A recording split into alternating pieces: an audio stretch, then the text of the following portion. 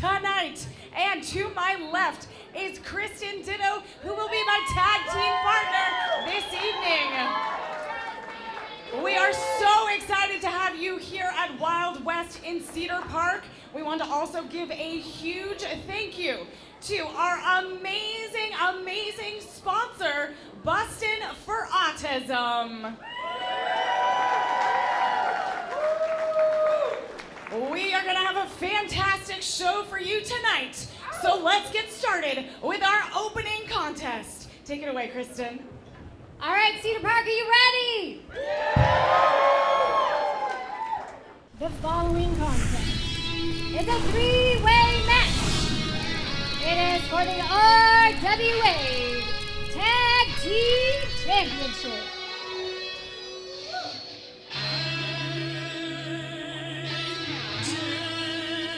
Well, ladies and gentlemen, that was Kristen Ditto in the ring. I am Mike Wilkes, being joined by Ryan Belfort. This is the Rhodes Wrestling Association Fall of Fury. Thank you for joining us. First, from the Kingdom of the 8th Day, weighing in at a combined weight of 880 pounds, and walking blessing, Father Okie, and the Wrath, Timur the Great.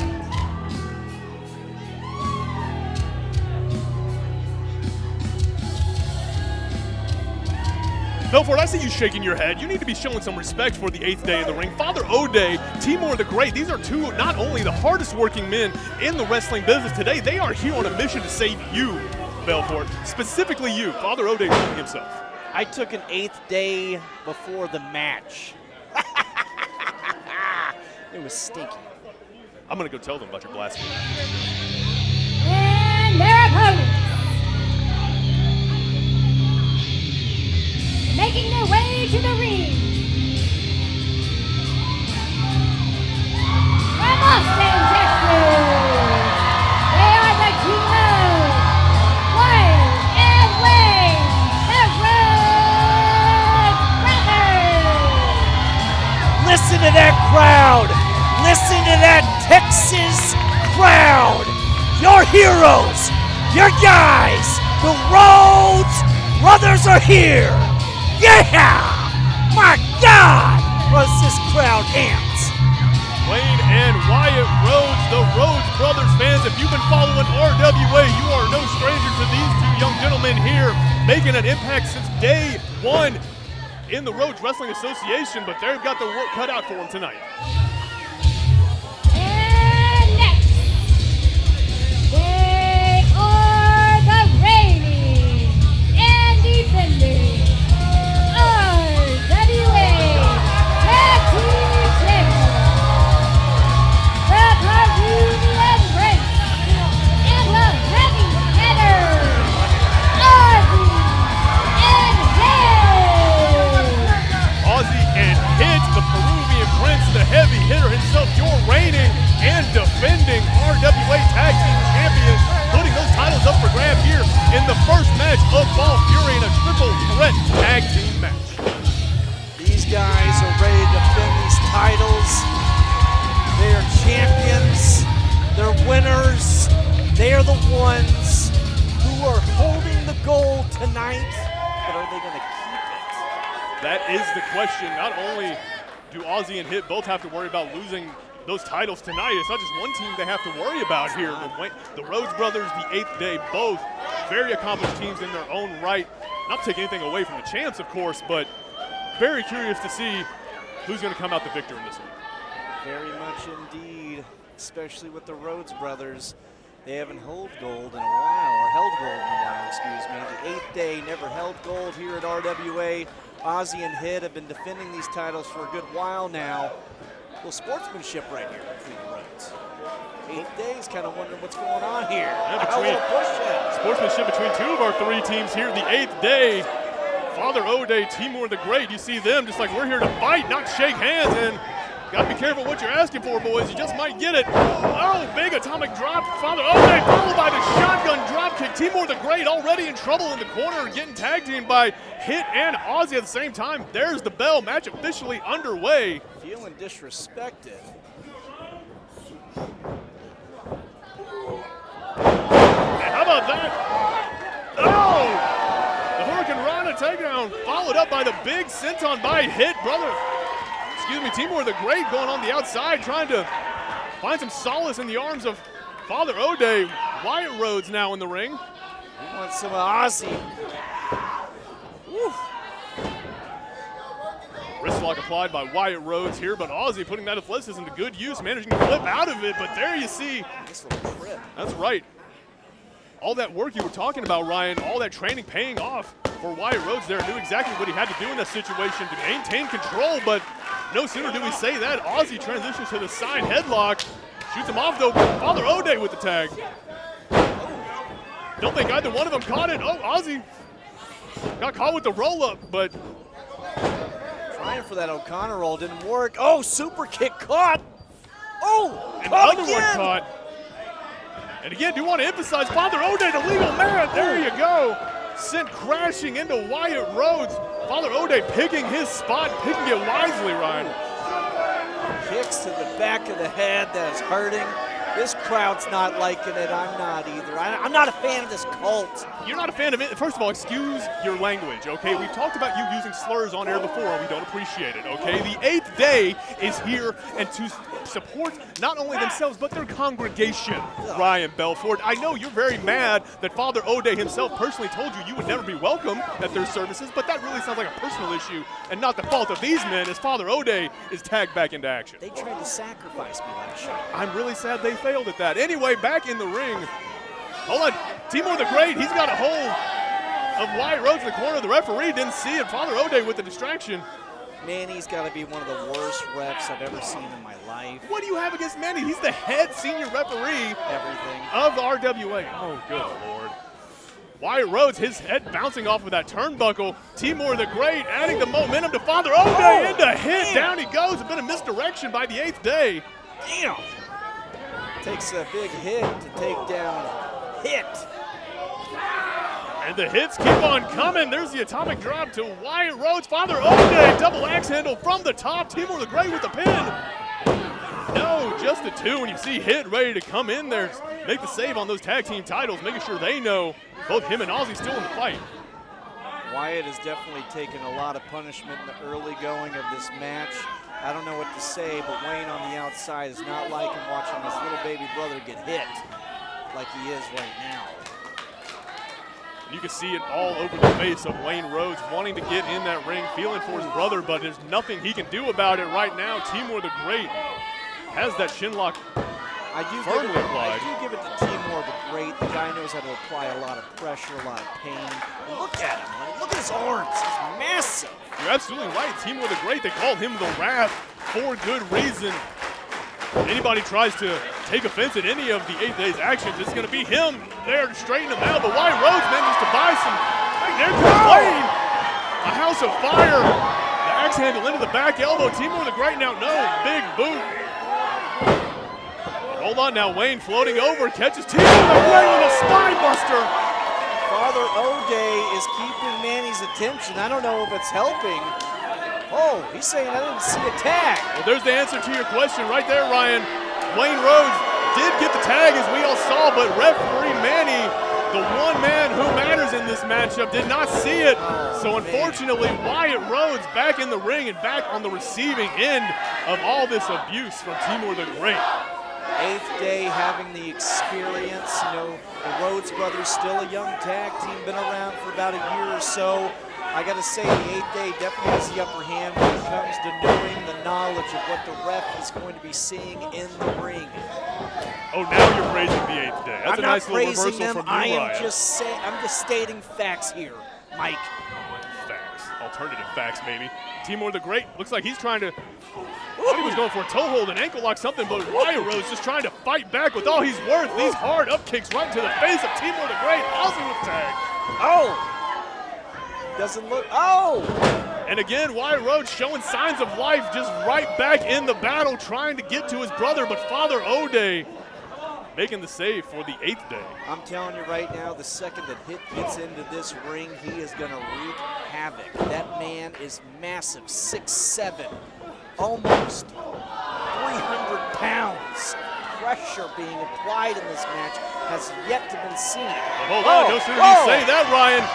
HiTT calling for the tag. In comes the big man himself. Father O'Day goes down hard. Lariat and another from HiTT. Timur the Great running in. Gets caught. Blue Thunder Bomb. My Lord, did you see that? And just like you predicted, Ryan, HiTT coming in, changed the whole dynamic of this matchup. Pops up Father O'Day right down to the canvas. He almost hit the disco ball. He put him up so high. Welcome to Wild West. We are here, Fall Fury. This is our 1-year anniversary of Rhodes Wrestling Association. Auzzy's got a head of steam. Woo! Flipping to the outside, taking out both members of the 8th day. The high-flying Peruvian prince just proved he is here. On, oh, my God! Wyatt Rhodes with the cannonball. We're still not done. Wayne's up on the top rope. Flying crossbody to the outside. That is everybody in this match except for HiTT, the legal man, still in the ring.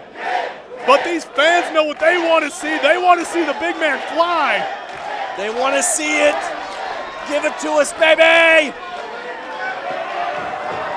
Oh, they better watch out. Jumbo Jet incoming. The heavy hitter with the rough landing. Every team taken out on the outside. This is just the first match here tonight, Ryan. First match, year anniversary. Ladies and gentlemen, welcome to Rhodes Wrestling Association. Hey, listen to that crowd here in Cedar Park, Texas. Auzzy going for the discus lariat, gets caught. Father O'Day double underhook. Oh! Angel's Wings plants him right in the middle of the ring. But hold on, Wayne Rhodes right there to follow up. Takes him out, final reckoning to Father O'Day. HiTT has him up, fireman's carry. Right back down goes Wayne Rhodes. Wyatt now. Is he going to get some of the same? Gets caught, and HiTT, the strength of this man on display, just lifted him off his feet. One more time. Doesn't matter how strong HiTT is. Wayne and Wyatt Rhodes are scrappy. They know how to fight. It's in their blood. And all the credit in the world to Wyatt Rhodes right there. Almost had a disastrous end twice there. Got caught by HiTT, managed to fight out of it both and still hit the Bulldog. The tenacity of Wyatt Rhodes on display in this match. But I don't know how far that's going to get him, Ryan. Tenacity can only get you to the dance. You've got to have eyes in the back of your head in these matches. I'm beside myself. Who's even the legal men right now? Do not envy our referee, Manny, trying to control the chaos here in the opening bout. This triple threat for the Tag Team Championship. Timur the Great speared Wyatt Rhodes almost out of his boots, but right behind him, Auzzy. Oh! The cutter from the top rope. Good God. Auzzy, though, look at Auzzy in the ring. He may have come out just as badly on the end of that as Timur the Great did. All men are down right now. They're either in the ring or scattered outside. Timur the Great getting to a knee. HiTT starting to get on his knees. Father O'Day also in the ring trying to stir, show some signs of life. The Rhodes brothers over there. I see Timur the Great here right in front of us also trying to roll back in the ring. All three of these teams know what's at stake and are throwing everything out there, leaving it all on the line. Let's not forget what's on the line are the tag team titles. This is one hell of a match. Thank you for joining us. Oh, wow. And just all three teams going at it. It's broken down in the middle of the ring. Out goes Timur the Great. Out goes Father O'Day. 8th day out of the ring.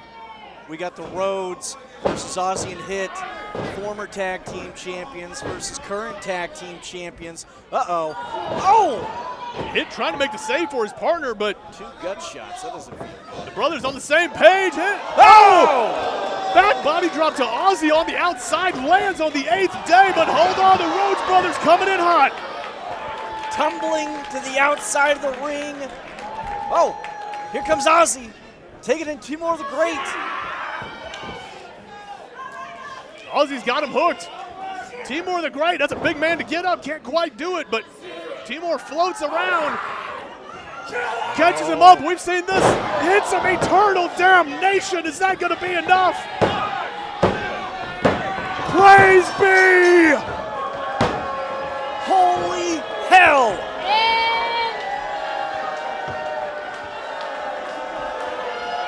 Praise be to the 8th day! Here are your winners and new RWA Tag Team Champions. I don't like it. Maybe you do. The Kingdom of the 8th Day. But this crowd is loving this. As they should. Why, you're really the only one not loving it, Ryan. I just told you I loved it. I loved that match. Give it up. Give it up for your former tag team champions, Auzzy and HiTT. As the Rhodes brothers make it to the back, giving them a last clap. Hold on, Ryan. Hold on. What is... Oh, HiTT turned around real quick. Not only we got to see something in the ring, but looks like cooler heads are going to prevail here. HiTT and Auzzy, let's not forget, they came together almost on chance happenings. They weren't two singles competitors, came together in the tag team tournament. As they started the match, they're ending it with respect. The following contest is scheduled for one fall, and it is a singles match.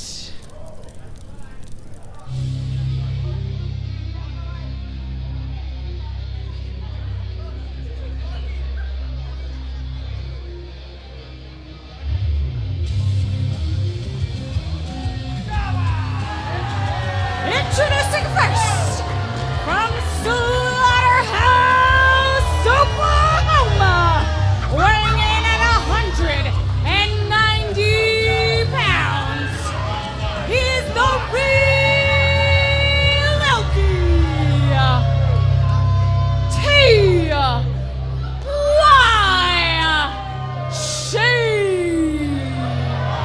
Did you see T.Y. Shane flick his cigarette in that woman's face? At least it was unlit. That dirtbag. I mean, that is a change of pace. It being unlit. Oh, we got Fans. Robert Baines here. I was just about to say that myself. We've seen Robert Baines out here up front trying to recruit T.Y. Shane. Is that the correct verbiage we're using here? He's trying to offer his services to T.Y. Shane. But T.Y. Shane's going to have his Introducing problems. next, making their way to the ring from San Antonio, Texas, weighing in at 180 pounds. He is a second generation wrestler. He is Jesse Funaki. Jesse Funaki, son of wrestling great Sho Funaki, the second generation sensation, is quickly becoming a staple here at RWA. This is a young man who shows out every time he's in the ring and has earned everything that's been given to him so far. But T.Y. Shane, Ryan, let's not forget, is a former champion himself. About 30 seconds. Still, it does count. Listen to this crowd not giving T.Y. Shane any respect, as they shouldn't. We might not want to let him hear that. T.Y. Shane's got approximately 0 friends anywhere and is proud of it.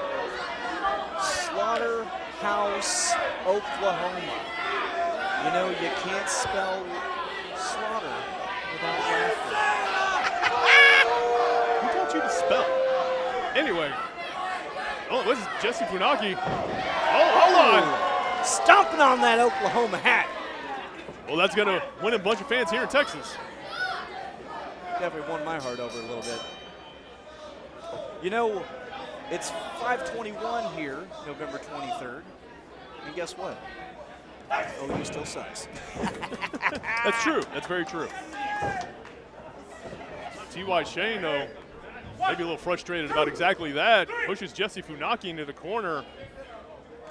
Referee, warned him off, but just hard open hand slap across the face. T.Y. Shane playing his own version of mind games, rolling right out of the ring after that. If it's one thing T.Y. Shane knows how to do, it's play mind games. That's a very good point, actually, Ryan, and I think Jesse's got to be mindful of that himself. He can't play into Shane's hands here. That's exactly what the Okie wants. Now this is a rematch. So I mean, yeah, this is the second time that T.Y. Shane and Funaki have, been head to head. And I gotta say one thing, if it's one thing I do know about T.Y. Shane, he actually does learn. As difficult as it may look and seem, the man does learn from his losses. But is he gonna learn tonight what Funaki has got in store for him? I don't know. Well, that sounds like the assumption that he's going to lose here tonight as well, Ryan. I don't like T.Y. Shane. I don't think he does. In fact, when we were backstage earlier, he kept saying, you always say the carpet matches the drapes, but I shaved. So I said, okay, no problem. So are you T.Y. Shane or T.Y. shaved? Good. Jesse Funaki firing now T.Y. Shane with these right hands. How do you find yourself in these conversations?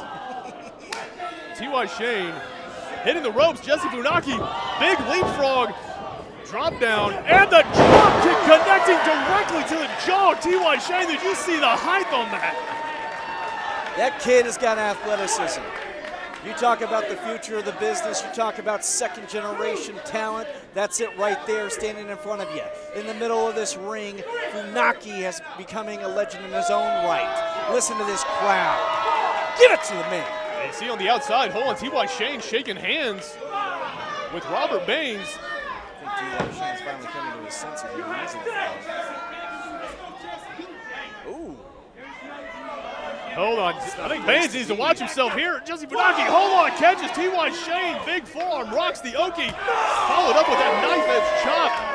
T.Y. Shane, I think he may have been onto something there, Ryan. I think it just came to an understanding, him and Robert Baines on the outside, although, if I'm being real honest about it, I don't know how much good that's doing him right now.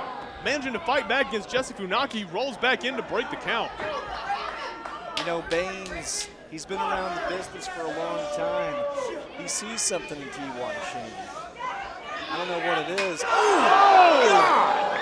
Tell you what, he's going to see about 4 or 5 broken fingers here in a minute. Oh, and Jesse Funaki firing back one more chop of his own, but T.Y. Shane connected hard with that ring post, just like his head connected hard with the ring edge as he gets rolled back into the ring.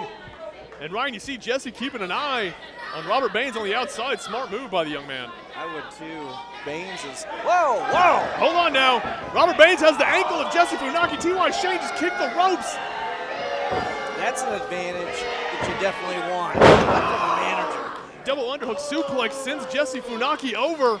That may have been the turning point right there in this match. T.Y. Shane, though, slowly, methodically with the cover, only a 2.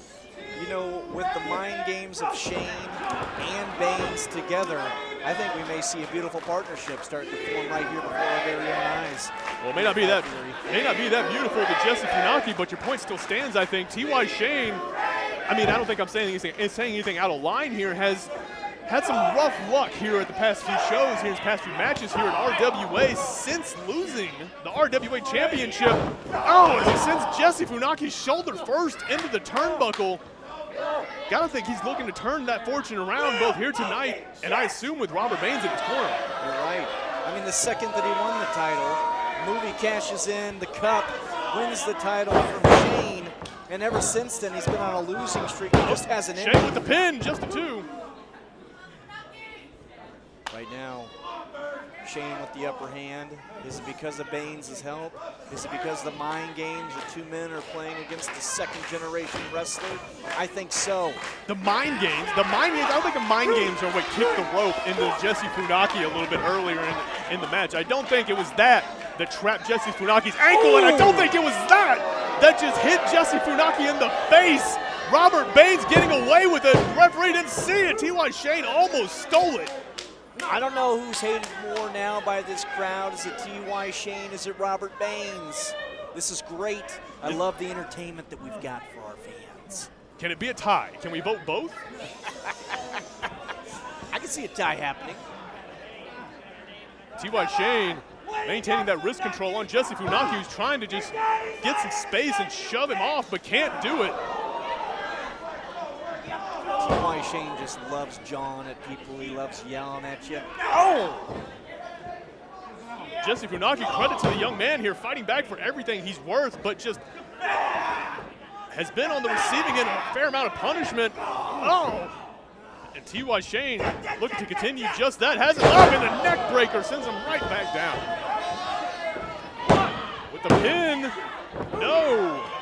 Very close to a 3 there, though, Ryan. A lot of near falls so far for Funaki. Shane's really wanting to put this away.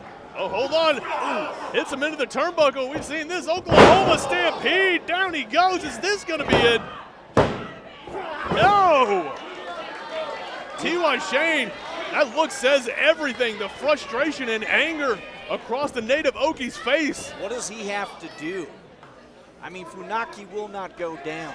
The man has a lot of energy. He's got a lot of not quit in him. It doesn't matter how hard you get quit. It matters how many times you keep getting back up, and that's exactly what Funaki keeps doing. It doesn't matter that he's got to manage. It doesn't matter that he keeps applying the pressure. Funaki has got one thing that a lot of people don't have. He has got soul. He's also got these fans here in Wild West Cedar Park behind him chanting Jesse, Jesse, Jesse as he manages to get T.Y. Shane off of him with the jawbreaker, but T.Y. Shane coming right back in, running European uppercut.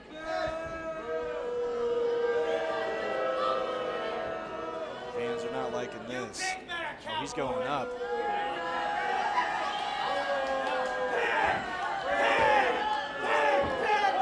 Raining down these shots on Jesse Funaki, but hold on, there, all it takes is one moment, and T.Y. Shane sent crashing down to the mat. Jesse Funaki managing to buy himself some time. Nice. Running single leg drop kick. Oh my Lord! How about that? Tornado DDT from the second row, but not enough to put T.Y. Shane away, but that might have been it. The game bread. No! When you see the game bread, you think the match is over. I can't believe that Shane got out of that one.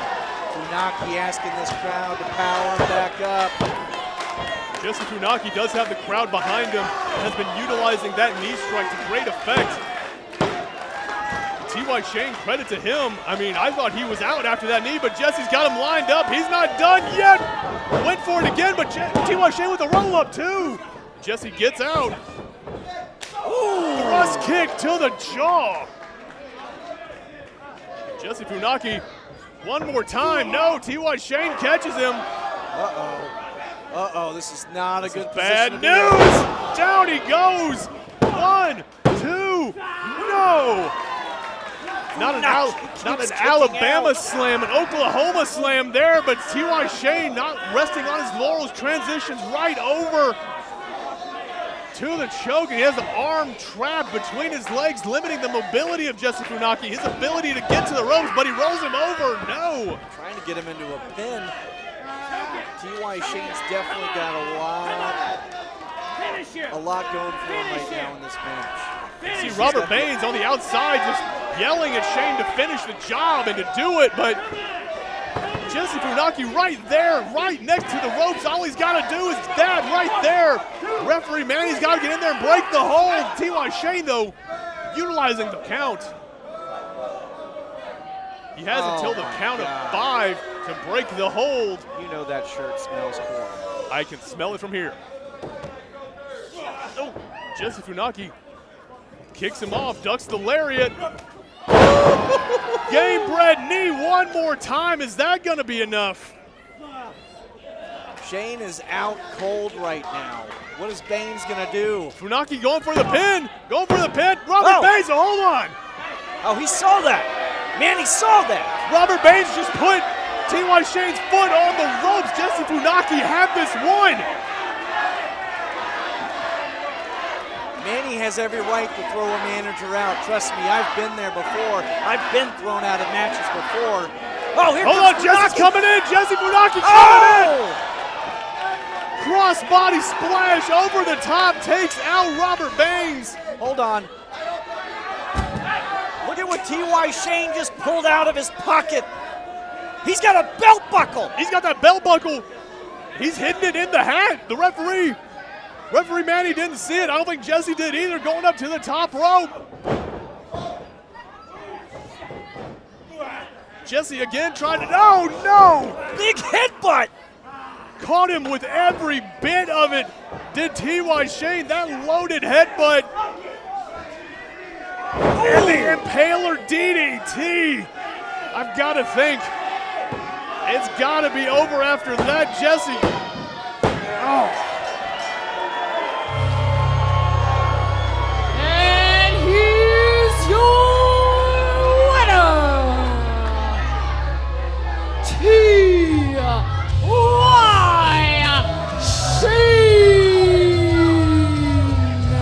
Well, Robert Bain's obviously very pleased with himself. I imagine T.Y. Shane is as well, winning against Jesse Funaki thanks to a loaded headbutt, thanks to not anything in the actual wrestling match, but thanks to a foreign object that he used to pick up the win here today. I'm sure you're over the moon now, Ryan. I love foreign objects. I love it when bad guys win, but I'll tell you this much, not when T.Y. Shane wins. The guy smells, he stinks. Look at it. But you gotta give respect to me. Oh, you've got to give respect. Of course, you have to give respect to the manager, to the most disrespectful man to come through RWA in T.Y. Shane. But yeah, of course, you're a big fan. He emptied out his trailer before he got here. All 3 pairs of clothing items that he owns is what he got on right now. Oh, I guess he's missing a shirt now. Oh, God, that's the only bath he's going to get. Yeah! Means he's down to 2 shirts. The following contest is scheduled for one fall.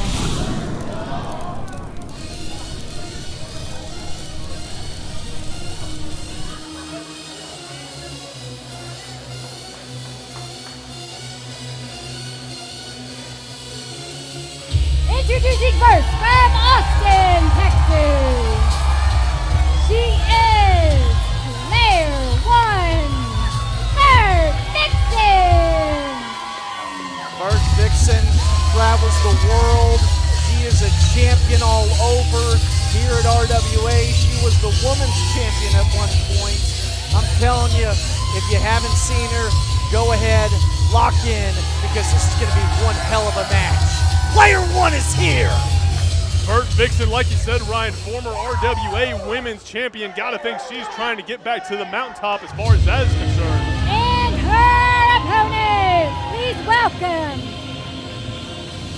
AEW superstar from Hackettstown, New Jersey, the Virtuosa, Deonna. Deonna Purrazzo, the Virtuosa herself, making her presence known in the Rhodes Wrestling Association. We just got done talking about how Vertvixen is a former RWA champion. She is going to be going up against a former Ring of Honor women's champion, not to mention any number of other titles Deonna Purrazzo has won all over the globe. She has, and AEW has arrived again here at RWA. This is a huge deal. For those of you watching right now on YouTube, we want to thank you for joining us. This is an amazing opportunity for Vertvixen to showcase what she's all about. As you said, multi-champion across tons of organizations. It's Deonna Purrazzo. That's right, the Virtuosa's pedigree is one that is well earned and well documented. Player 1, also worth noting, this is Vertvixen's first match back for about 2 months at this point. Vertvixen, for those not aware, got married. Congratulations to her and the new husband. And has also been working on as a video game producer. She's working on Darksiders 4. So fans, go check that out. Right after we're done at Fall Fury, see what news you can get on that. Deonna Purrazzo, though, has Vertvixen tied up, but Vert goes for the waist lock, breaking out of it, and the Virtuosa right back to the wrist lock. Both these women travel the world. You're about to see one hell of a match. Back and forth right now with these holds. Who is going to gain the upper hand at the very beginning? Oh! And that is the exact back and forth. I mean, as we're talking here, Ryan, fans, you can see for yourself just both of these women going hold for hold, tit for tat, both right back to their feet. Ring of Honor is definitely a place that Vert wants to get to. Deonna, former champion, We got to tell you right now, this is the exact match that you want to be in, showcasing against a champion, showcasing against AEW talent. And Vert's got that opportunity to show every single person here live in Cedar Park what she's all about. Player one doing just that, going for the pin attempt. Man. 1, 2, no. Almost caught Deonna Purrazzo with a flash pin there, but again, to player one's credit, Vertvixen maintaining that wrist control. Deonna's trying to fight out of it, manages to do so. The Virtuosa right there, showing a little disrespect. Hold on, Vertvixen with the pin, no.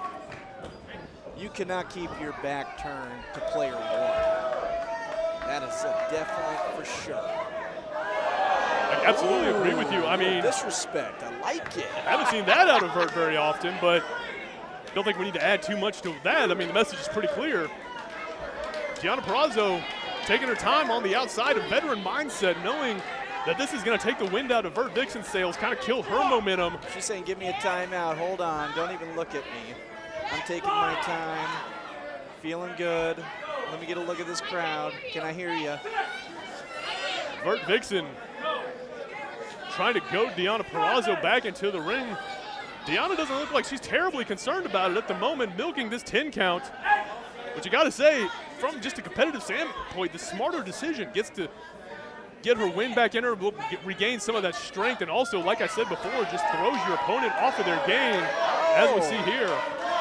Making Manny push Vert back a little bit so she can get into the ring safely. I like it. Vertvixen seemingly pleased that she's back in the ring, ready to get back to action. The waistlock to Deonna Purrazzo almost takes her over there. Ooh, hard elbow shot from the Virtuosa sends Vertvixen into the corner and does these boots into the midsection there. She's gonna be stomping a mud hole. Oh, she's choking her. Oh, I love it when someone gets choked on that. Okay, you need to calm down a little bit over there. You're drooling on the microphone. Relax. Vertvixen sitting to the corner, up and over, nobody home for Deonna. Headlock takeover. Vertvixen now in control. Traps the arm. Rolls her back over. 1, 2, not enough. Deonna Purrazzo back to her feet first, but first to go right back down to that hard shoulder block. You know, Vert being out of the ring for those 2 months, I don't know if it's something that's going to work an advantage or against it, but here she is looking every step as if she's never missed a second. Took the words right out of my mouth. I was just thinking the same thing. There does not appear to be one lick of ring rust on Vertvixen. She's coming back into the ring like she never left. That's years of experience right there, ladies and gentlemen. Traveling the world, being a champion all over. Vert is the next big thing in professional wrestling. We know it here at RWA, and so do our fans. Vertvixen catches a big boot from Deonna Purrazzo. Looks like she was going for a maneuver out of the corner. Deonna Purrazzo moved, had it scouted. As I spoke, Deonna put her foot in Vert's face and in my mouth. God! But you're used to having your own foot in your mouth, so I can't imagine that's too different. Listen to this crowd. Definitely behind the Austin girl, local girl here. Hometown advantage definitely going to Vertvixen. As Deonna Purrazzo has the double knuckle lock, takes her down. Vertvixen managing to get the shoulder up, but you see the struggle. Strength against strength. And Deonna Purrazzo has all the leverage in this exchange right now, but Vertvixen managing to get back to her feet. And right back down, Ryan. There you see the ring acumen. That has got to hurt. The ring acumen of the Virtuosa on display.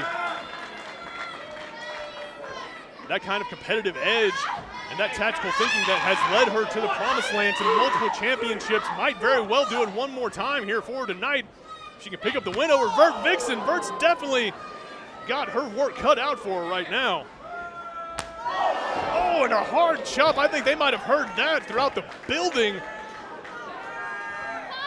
She was the first ever pure match champion. You think about the technicality, the wrestling that Deonna knows how to do. She knows how to keep you moving, knows how to keep you thinking, but also knows how to keep all those moves thinking for her.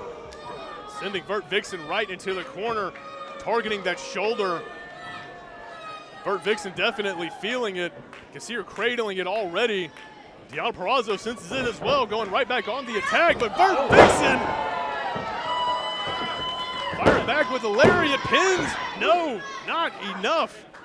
Vertvixen showing signs of life, forced to use the other arm for that lariat due to the attack that Deonna Purrazzo has been throwing her way, focusing on the one joint. Gotta imagine she's trying to set up that Fujiwara armbar she's known for, but right now, fights out of the Samoan drop from Vertvixen. Short arm lariat, down she goes. 1, 2, no. You think about the technicality of Purrazzo's wrestling prowess there, and she's definitely using that hurt limb to her advantage. Oh, there she goes. Oh my God. Deonna Purrazzo just giving a lesson in limb management, digit manipulation. Oh! And maybe just how to break your opponent's arm with something like that. Her elbow went backwards on that. Did you see that? I did, and I'm not a doctor, but I don't think they're supposed to bend that way. They're not. I'm not a doctor either, but I can tell you, my elbow's been back that way before and it didn't feel good. And it wasn't kicked by a professional wrestler. The crowd here in the Wild West Bar in Cedar Park, Texas, trying to get behind Vertvixen. Oh, but Deonna Purrazzo having none of it, just grabbing a handful of hair. And sends her right back to the mat. One more time with the pin. No, just a 1 count there. You know, Vert's very high energy.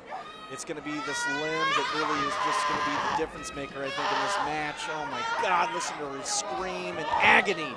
You see her flailing and thrashing, just like you were saying. Vertvixen crying out in pain, but unfortunately there's nowhere for her to go right now. Deonna Purrazzo has that arm locked. This is a big deal here.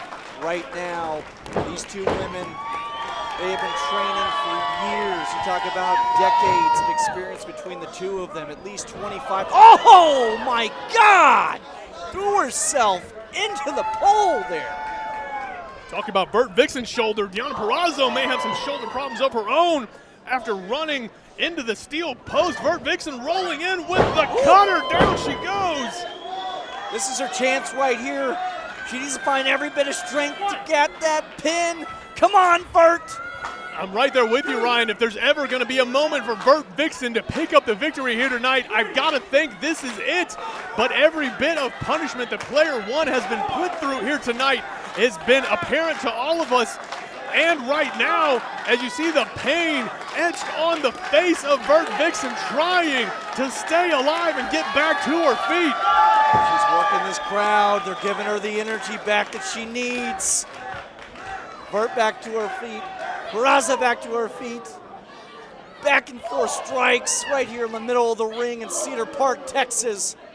Oh, both women just firing off live rounds as hard as they can at each other. Either one of these could be a knockout blow. Look at these ladies just getting after it. He's teeing off. Oh, she pushed her. Oh, catches the boot. Oh, makes Deonna Purrazzo eat the knee. Vertvixen. Oh! Suplex takes Deonna over into the corner. Can Vertvixen capitalize? Vert has a chance to completely change the outcome of this match right here, being an advantage. Oh, big boot! Oh! And Vertvixen, the red ring of death. Is that going to be it? No! I thought that was going to be it. Purrazzo, she has been hurt over the past few moments in this match. Vert's got all the energy. She's feeling it right now. She says, I am not going out this way. I'm going to come out a champion. But you see Vertvixen still holding the arm, and I was going to say, I believe that's why she didn't quite seal the deal with that red ring of death. We've seen her use that multiple times, but I think the damage has been done to that shoulder. Deonna Purrazzo blocking the suplex attempt now. And again, has that shoulder and just send her right down to the mat. All the weight of Vertvixen coming down on that injured shoulder. As a technical wrestler as she is, she knows how to use that limb management. Deonna Purrazzo, the knee drop from the second rope. And the side Russian leg sweep. Deonna Purrazzo hangs on, and the Fujiwara armbar is locked in. Vertvixen has nowhere to go. We've seen this be the end of so many competitors. Vertvixen trying to hang on, trying to not quit, trying to just make it to the ropes and survive. But Ryan, you can see as well as I do, Deonna Purrazzo has that armbar locked all the way in with full extension. Vert is reaching, she is crawling, she is almost there. Just one No, more. hold Come on, yes! Deonna. Tried to, it's the last second to break the hold. Vertvixen, if that would have been just a second or two longer, I think Deonna Purrazzo would have picked up the victory. Just a mere heartbeat away from securing and trapping the other arm of Vertvixen. She may have gotten away, but how much damage has already been done? Oh no. Hold on. Virtuosa trying to get Vertvixen up. Vertvixen sensing she's in danger, trying to drop down, get out of it, flips over into the pin. 1, 2, no. And just a kick to the side of the head. Ooh! And a bit of a critical hit there to Deonna Purrazzo. 1, 2, no. That was so close. That was 2.99. I cannot believe that she didn't get that.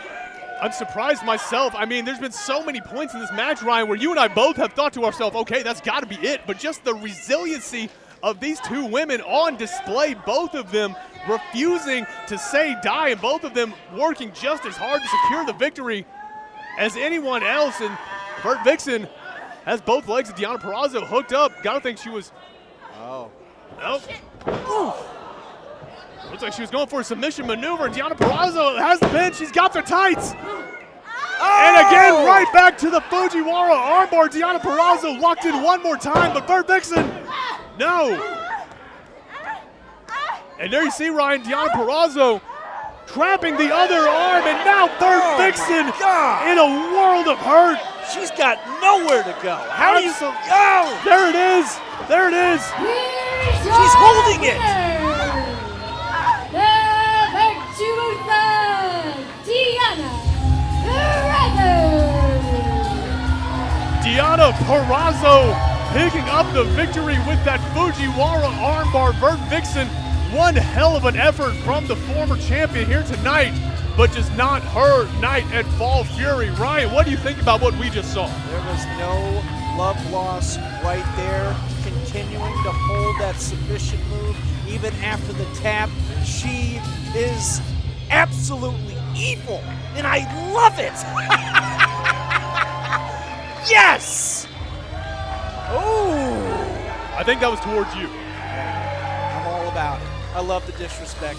I'm not surprised by that. Everyone hates me. Congratulations to Deonna Purrazzo, showing why she is the Virtuosa here in the Rhodes Wrestling Association. The following contest is a tag team match scheduled for one fall.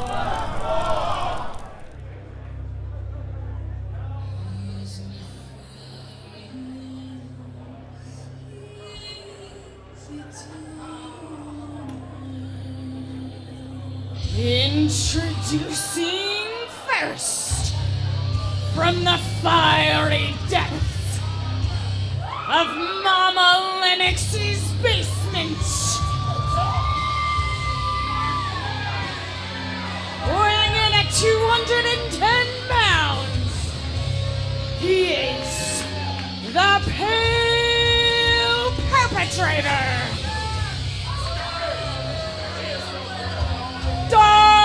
Dark Chad! Dark Chad, fans, that is Chad And Lennox. accompanying him to the ring is Tonda and Mama Lennox! Ever since Chad lost his soul, he's been a completely different character, a completely different component to RWA. I cannot believe him. Look at him. He's the most evil thing I've ever seen in my entire life. Look at his eyes. They're completely dark, black, soulless. This man is uncontrolled. This man, I believe the devil has taken over him. You're talking about Chad Lennox, right? Of course I am. You think, I mean, well, first of all, don't call his mother the devil. That's very disrespectful. I don't think she Introducing Oh. their opponents, hailing from the graveyard shift, weighing a combined weight of 5 mop buckets, 2 mop heads, and 1,000 lost souls. They are the Cleanse! The Cleanse, Abadon being joined by Mop Guy. Look at Mop Guy. If you haven't been watching on social media, you need to follow us at Rhodes Wrestling Association on Instagram. We saw Abadon meet Mop Guy under the ring as he was cleaning, and I think she's changed Mop Guy into a dead man? You think she's changed? Have you looked at him? That is not how. Yes, he's apparently been under some kind of spell or influence by Abadon. I've got to think, Abadon, that they've had a little bit more than a discussion with Mop Guy at this point. I mean, Ryan, too, exactly what you were saying. We saw them had a bit of an exchange before, but I did not think that Mop Guy had been, I don't even know what word to use. I mean, corrupted, I guess transformed by Abadon. I call Abadon my sleep paralysis demon. I think now I might have 2 with Mop Guy. He looks nasty. Look at him. Half Mop Guy, half dead Mop Guy. I mean, what is he? God. Well, he does look very happy right now. I'll give him that. Chad Lennox, though, not happy at all as he takes on Abadon. Ooh, the athleticism of Dark Chad. You cannot be serious between the athleticism, yeah. How's that for the dark soul of Dark Chad there, staring into the face of fear itself in Abadon? It's mind games. It's mind games. That's all it is. It's mind games. Dark Okay. Chad is the darkest human being, soul that there has ever been. Are you on Mama Lennox's payroll too now? Is that what this is? Did you see that Mama Lennox's tag is still hanging out of her dress? I don't even think she's planning on keeping that. Well, nonetheless, about Mama Lennox and Chad Lennox on the outside, I mean, we're making jokes here, Ryan, but that is no joke in the middle of the ring right now. Tonda, the bodyguard, the hired muscle for Chad Lennox, has made her presence known in every single bout that Chad has been in since we first saw her in RWA. Hold on. We thought we were going to be seeing Tonda versus Abadon right here. Now it's Mop Guy. Oh! Tonda wants nothing to do with Mop Guy. I don't think it's so much that Tonda doesn't want anything to do with him. I think Chad Lennox is just trying to pick his spots here. He wants nothing to do with Abadon, but is all too happy to get in there with Mop Guy. That's not true. That's not true. That's not true. Are we watching the same match, Ryan? If you were going to put Demon versus Demon, and I mean Chad versus Abadon, Of course. Chad all day long is the darkest of the demons, okay? You understand me? You don't know what you're talking about, Mike. The darkest of the demons. This is a man who still has a nightlight when he sleeps. This is the man who still has to get read stories by his mother every night before he goes to bed. And you want me to buy in that he's this evil demon from the deep? Absolutely not. And neither does Mop Guy. Head scissors takeover. Down goes Dark Chad. That was nothing from Dark Chad. Look at that one count. He's playing mind games right now. You understand me? You don't know what you're talking about. One of us definitely does not. I will agree with you there. Hold on, Dark Chad, he's got a handful of hair. Mop Guy sent back to the corner into enemy territory. And Tonda now. Tonda, this is her debut match here at Rhodes Wrestling Association. We have been waiting months hold to on. see this. Chad Lennox went for the battle axe lariat. Mop Guy managed to just plant his feet right at the last second, but it didn't really save him. Pure athlete, Chad Lennox. Pure athlete. Pure athlete. Pure something. I don't know if athlete is the correct term there. Oh! Oh, that's right. Look at that. Abadon That's some brains. Abadon, I know they're trying to get to Get to Chad Lennox and get to their partner, but they're not doing any good for Mob Guy right now. Manny's trying to do his best as far as rules enforcement goes. We've seen him struggle with it all night tonight. Mob Guy sent face first into the corner. Mama Lennox getting in on the action. Mama Lennox knows how to apply pressure with that fan. Trust me, she's hit me a couple of times with it. Doesn't feel good. I bet you that didn't feel good either. Oh, or any of this. Mob Guy just being put through the ringer, caught in the corner by Tonda. Sometimes you got to ring out a mop, and that's exactly what they're doing right here.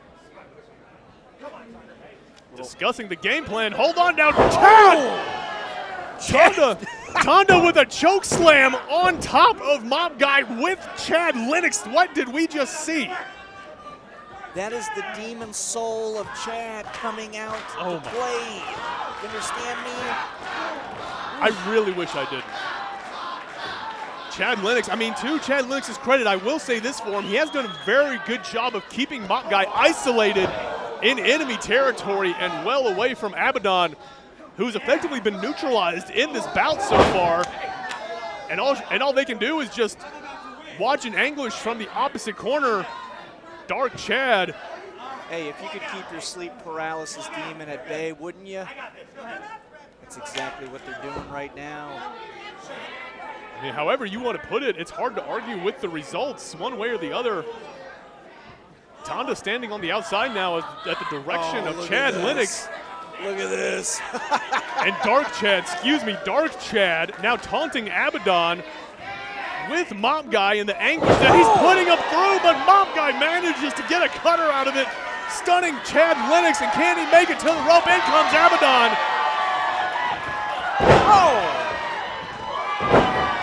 Two hard clotheslines, sends it to the ropes. Abadon up, and the Hurricane Rana back over. Chad Lennox tried to convert to a powerbomb, couldn't do it. Tornado DDT by the Zombie. Abadon 1, 2, no. Dark Chad still alive. Abadon, they don't rest. They don't sleep. They only think about destroying their opponent. That's exactly what they are doing right here. Hold on, Ryan. Abadon, they were going for that finish, but no, just Dark Chad managing to connect with that thrust kick, pointing to Tonda. Oh, that's never good. Tonda, might need to save your boss. Referee's trying to get in there, trying to warn Tonda off. Tonda's confused, doesn't want to cost her team anything. Oh, no! Malfunction at the junction, the hard chop. That's nothing but pure muscle behind it. Out goes Tonda. Tonda, you brute, what did you do? I think she may have caved in his sternum is what she did. Abadon, taking Dark Chad over. Can they get the win, though? They're going for the pin. 1, 2. No. Dark Chad is never, ever going to lose this match. You know why? Because he is a man possessed, okay? Once you get possessed, there's no exorcism coming back from a man like Chad, you understand? There's no exorcism? There are exorcisms. Not in Chad's case. You I've seen that movie. Okay, you may have seen that movie, but it doesn't exist in Chad's world, okay? Oh, look at those eyes, those dead eyes. Hold on, Mob Guy now. No! Running single leg drop kick. Chad Lennox is down. 1, 2, 3! 3! Here are your winners. They are the team of Abadon and Mop Guy. They are the Cleanse. The Cleanse making a successful debut as a tag team here tonight. Abadon and Mop Guy coming out on the winning end of this tag team match. Dark Chad looks like he's gonna have to go consume some more souls or whatever he has to do to recharge that battery. And congratulations to the Cleanse, Abadon and Mop Guy. This is horrible. Did you see what Abadon was doing? What do you mean? She was mocking, she was going.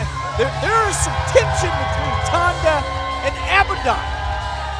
Well, I mean, could you blame them? I mean, Tonda, like we said at the beginning of the match, Tonda's not exactly a quiet presence outside the ring. Tonda has been in Chad Lennox's corner every step of the way. She has been called verbatim Chad Lennox's hired gun.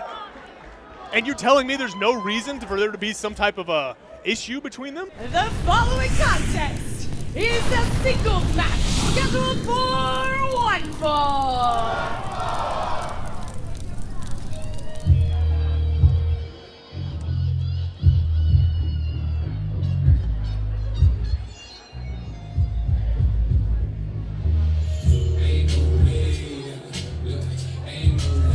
Introducing first, from Oklahoma City, Oklahoma, weighing in at 220 pounds. He is everything you're aiming for. The bullseye, Cordell.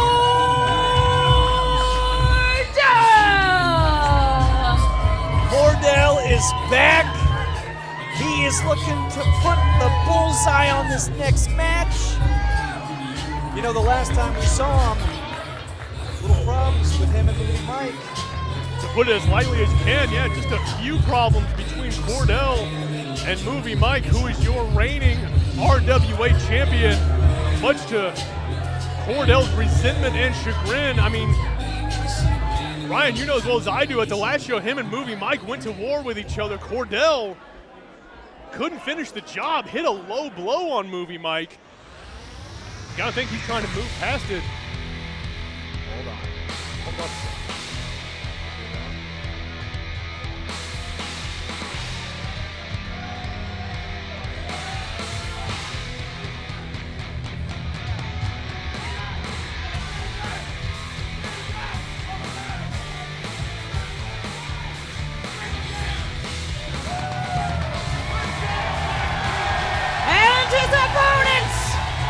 Making his way to the ring, Hall of Famer and AEW star, Billy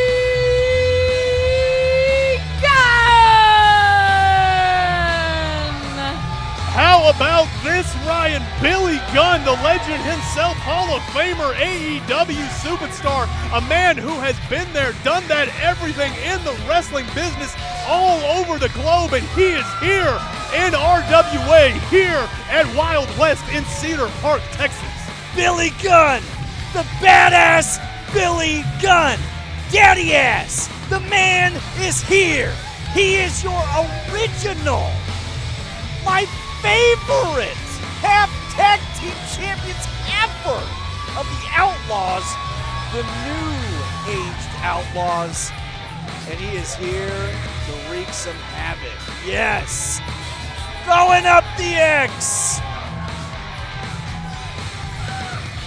Listen to this crowd, the ovation for Billy Gunn. This is huge.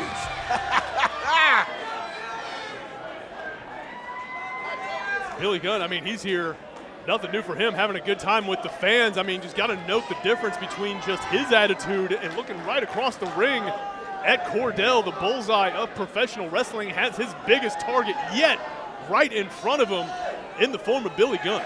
Billy's here to have some fun. Cordell, he's all business. He wants to take care of this. He wants to show Billy Gunn that he is a real competitor, up-and-coming star here at RWA. Billy Gunn, what does he have to prove? He's done it all in the business. We're 25 years from the day that he won the Intercontinental Championship. And the fans here showing their appreciation and admiration for Billy Gunn. Good, because my wrestling's a lot better if you drink. Billy Gunn having a good time with the fans. I mean, you heard him say it himself. This is a man who is still just scissoring in the middle of the ring. I was going to say still a man just in the peak of physical condition. I mean, just look at this man. An absolute monster. Cordell He's definitely giving up the strength advantage here. He's going to have to rely on his speed and agility, I think, if he's got any hope of picking up a victory here tonight.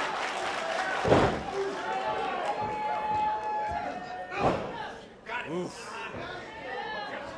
Right now, Cordell feeling the strength of daddy ass.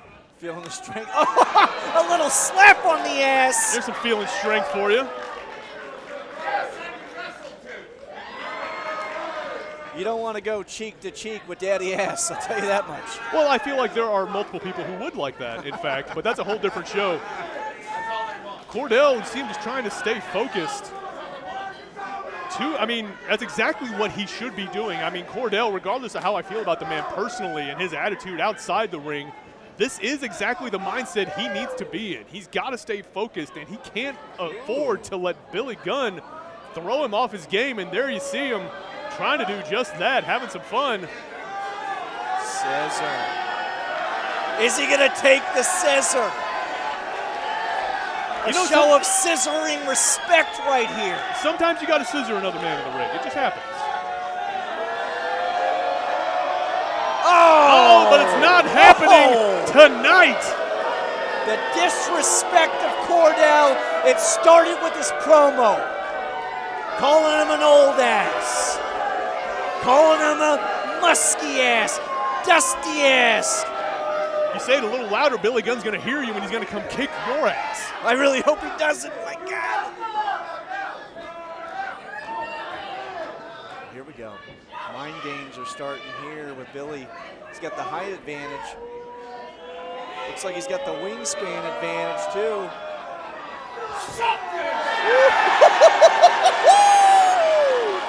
We were waiting for the crotch chop, baby. Billy gave it to us. Got to give the fans what they want, and again, all part of the game plan. You got to believe, as was that hard elbow shot, sends Cordell straight down. That was like hitting a rock.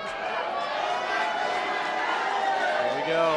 Billy Gunn pointing to all the fans here in Wild West and landing these heavy punches on the skull of Cordell.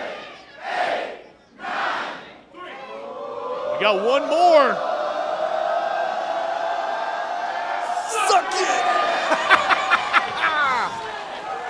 Cordell feeling disrespected, feeling violated.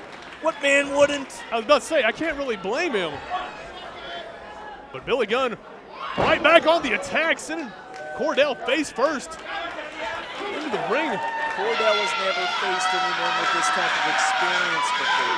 This is a big-time match for Cordell. This is a big moment for him, and right now, he is getting his ass whooped. He should have never disrespected Billy Gunn like that.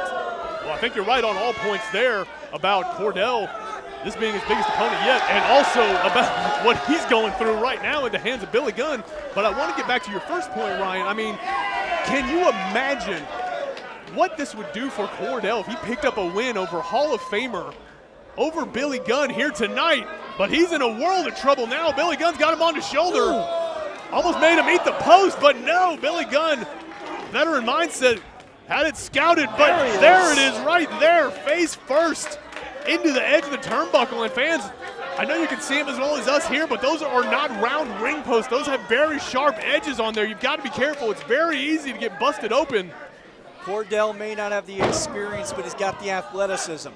Former collegiate athlete for the Oklahoma State football team. This is not a man to take lightly.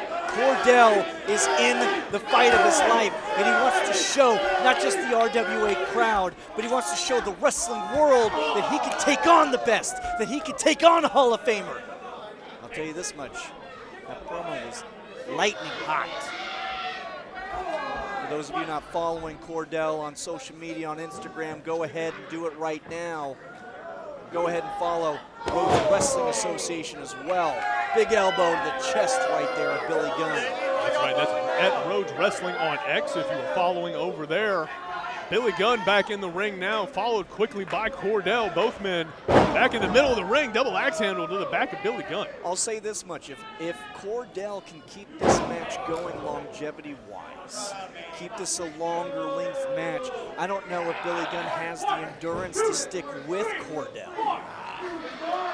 I see your train of thought. I see, Billy Gunn, he's he is quite a bit older than Cordell. I mean, I don't mean that to be disrespectful in any way. I don't want him to come after me like he's going to come after you later after the show. Oh, he hurt him.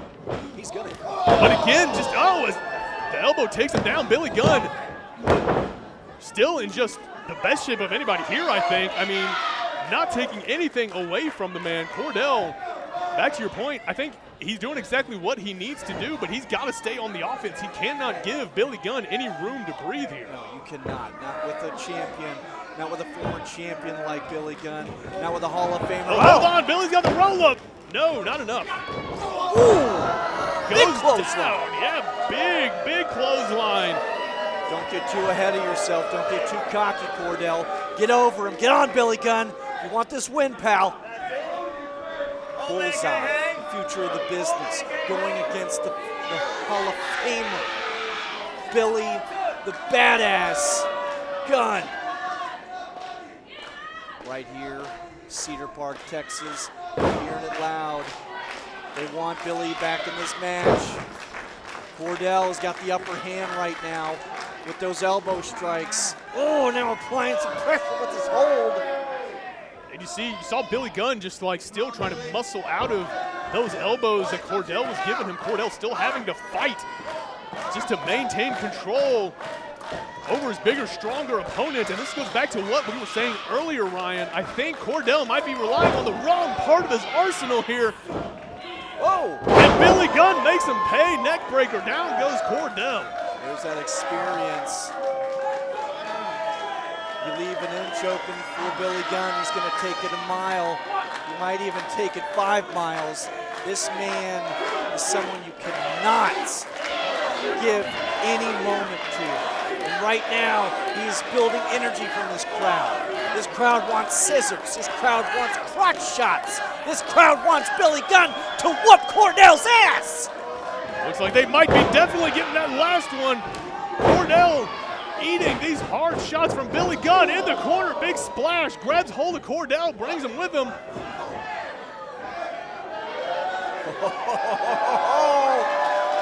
What's Billy got in mind here?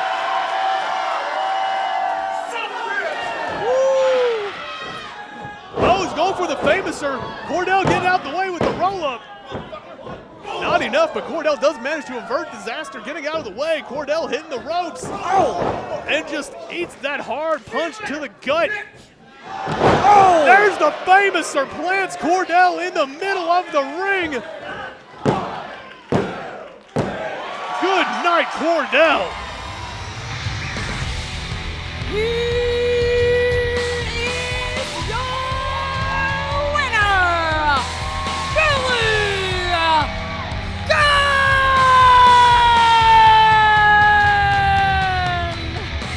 Badass Billy Gunn, daddy ass, taking the win over Cordell. Cordell had moments in that match where he could have taken the upper hand. He was too cocky. He didn't think about the opportunity in front of him. And what did Billy Gunn do? He took him to the woodshed. Exactly. He did what the Hall of Famer does best. There's a reason why Billy Gunn's a Hall of Famer. There's a reason why this entire crowd is cheering for him right now, because he is the business. And he just brought Cordell the business he didn't want, a loss. I mean, I agree with everything you're saying there, Ryan. Again, I have to go back to what we were saying in that match. Cordell unable to capitalize properly on the openings he was making. Billy Gunn picking up the victory here tonight. Billy wants the mic.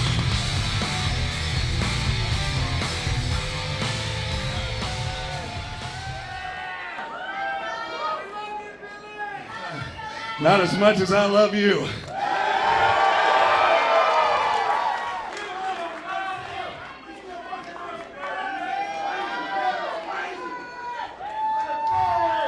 Yeah, I'm trying to catch my breath because I'm old and I can't do this anymore.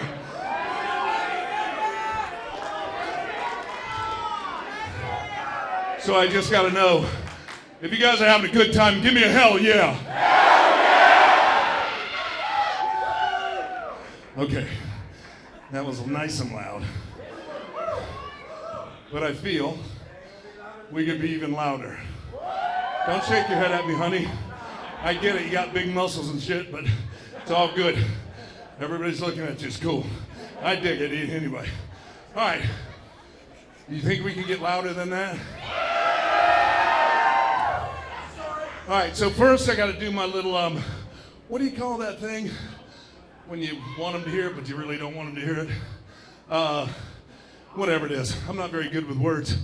But just in case, I need every kid in here under the age of 7 to go like this.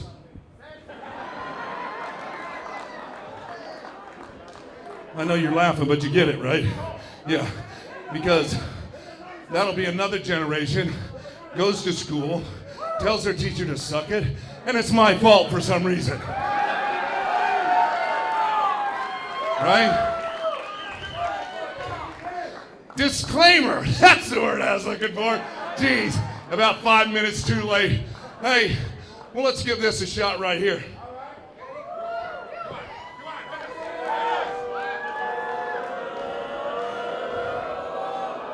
So if you're not down with Dustin Rhodes, we got 2 words for you.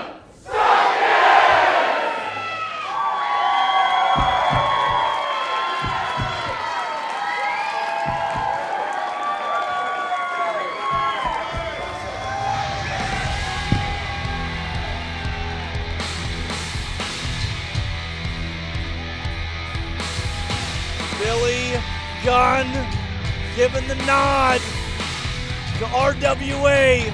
This is a massive opportunity for us here at Rhodes Wrestling Association. Listen to this crowd. The words. He was for clip for a minute. Daddy ass. The badass Billy Gunn has came and conquered Cordell. And this crowd is loving it. This is the year anniversary of the Rhodes Wrestling Association Fall Fury, the biggest show of the year, the biggest spectacle, and we've got one of the biggest stars in the business right here for our fans. Ladies and gentlemen, thank you for joining us. That is your winner, the man with the plan, the scissors, the crotch chops, Billy Gunn. Thank you to Billy Gunn for joining us here tonight at Fall Fury. The Bullseye unfortunately missed the mark tonight. Cordell coming up short. But gotta say, there's somebody you're gonna lose to. I mean, better to be here going against a legend like Billy Gunn. And one hell of a performance from Cordell here tonight. Billy Gunn giving every single one of our VIP fans the treatment that they deserve. We're getting ready to head into intermission, but before we do, Billy Gunn taking a lap around victory lane right now. Everybody give it up for Billy Gunn. Well deserved is that victory lap, making sure the fans get what they pay for here tonight. The following contest is a tag team match scheduled for one fall.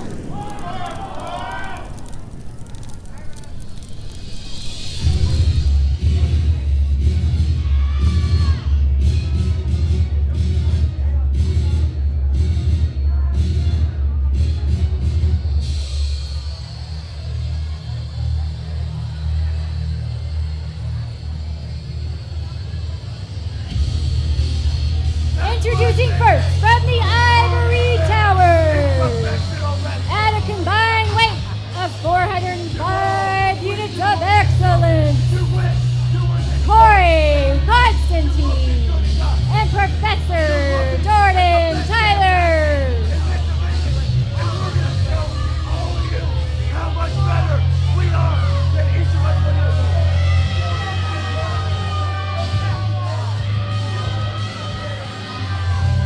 Fans, welcome back to Fall Fury. Thank you for joining us. I am Mike Wilkes, being joined by Ryan Belfort. Oh my God! We're here. We've got the action live. We've got Conflict Theory in the house. That's right, Professor Jordan Tyler and Corey Constantine, together known as Conflict Theory, a team that has really been a thorn in pretty much everybody's side here in RWA since they first showed up. And they're going to be here taking on Fortis Somnium in tag team action tonight. My favorite tag team in RWA right now. And their opponents from Knoxville, Tennessee, weighing in at 385 pounds, the Dream Weaver, Wayne Moxie, and Yunda, Andy Optimal. They are Fortis Somnium. Fortis Somnium, Wayne Moxie, Andy Optimal joining us here at Fall Fury. Ryan, this is another team we've become very familiar with here at RWA. Fortis Somnium seeing their fair share of tag team action here. These guys know how to mess with your mind. They are amazing tacticians. They know how to attack you in places that you're not thinking about, and they're weird. I mean, that's I believe that is the technical term. Yes, weird. Dreamweaver Wayne Moxie, you see him there taking off the black jacket. His tag team partner Andy Optimal there in the white. Oh, the Professor, Jordan Belfort. Or, I'm sorry, Jordan Tyler. Jordan Tyler has his back taped up. I mean, I know you wish you were related to him, but calm down a little bit. That is going to be tough during this match. Look at his back all taped up. Jordan Tyler, excuse me.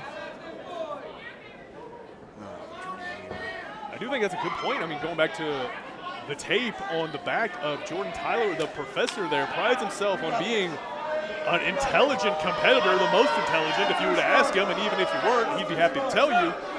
But my point is that I got to think that's a big target if you're Fortis Somnium. No matter if you're Wayne Moxie or Andy Optimal, I got to think seeing that tape on the back of the Professor, that's got to factor in big to their game plan here tonight. He's putting the suspenders on. He left us in suspense for too long, if you ask me.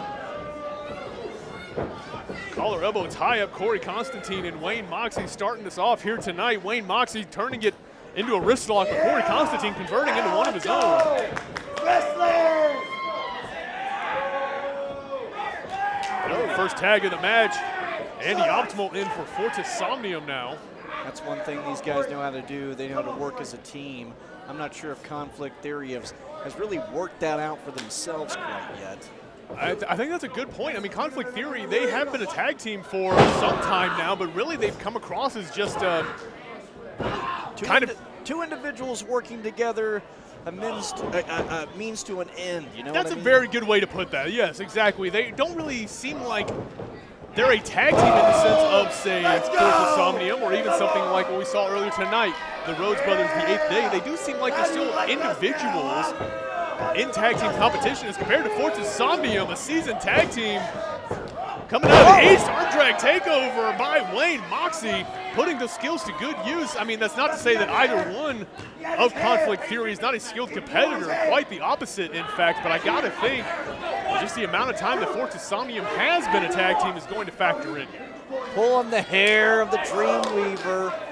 Corey knows how to take advantage.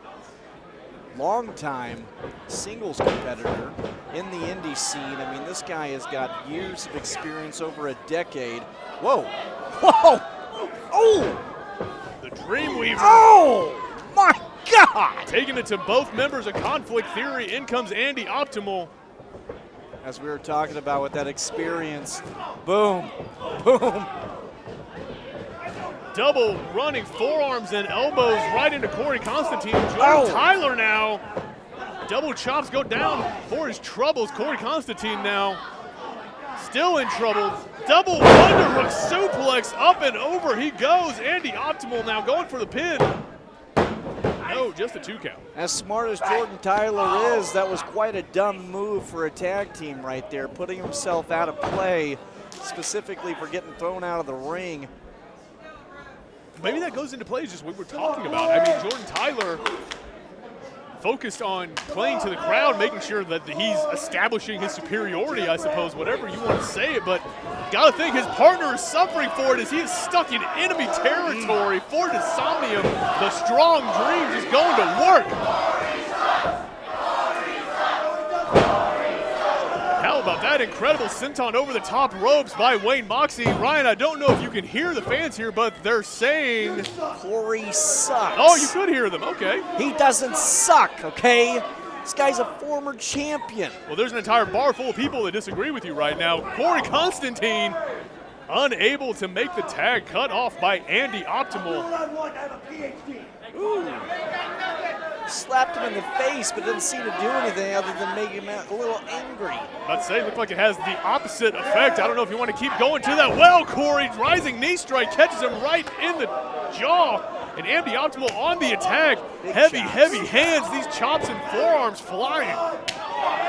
Back and forth. Corey has just been taking an absolute beating since the start of this match.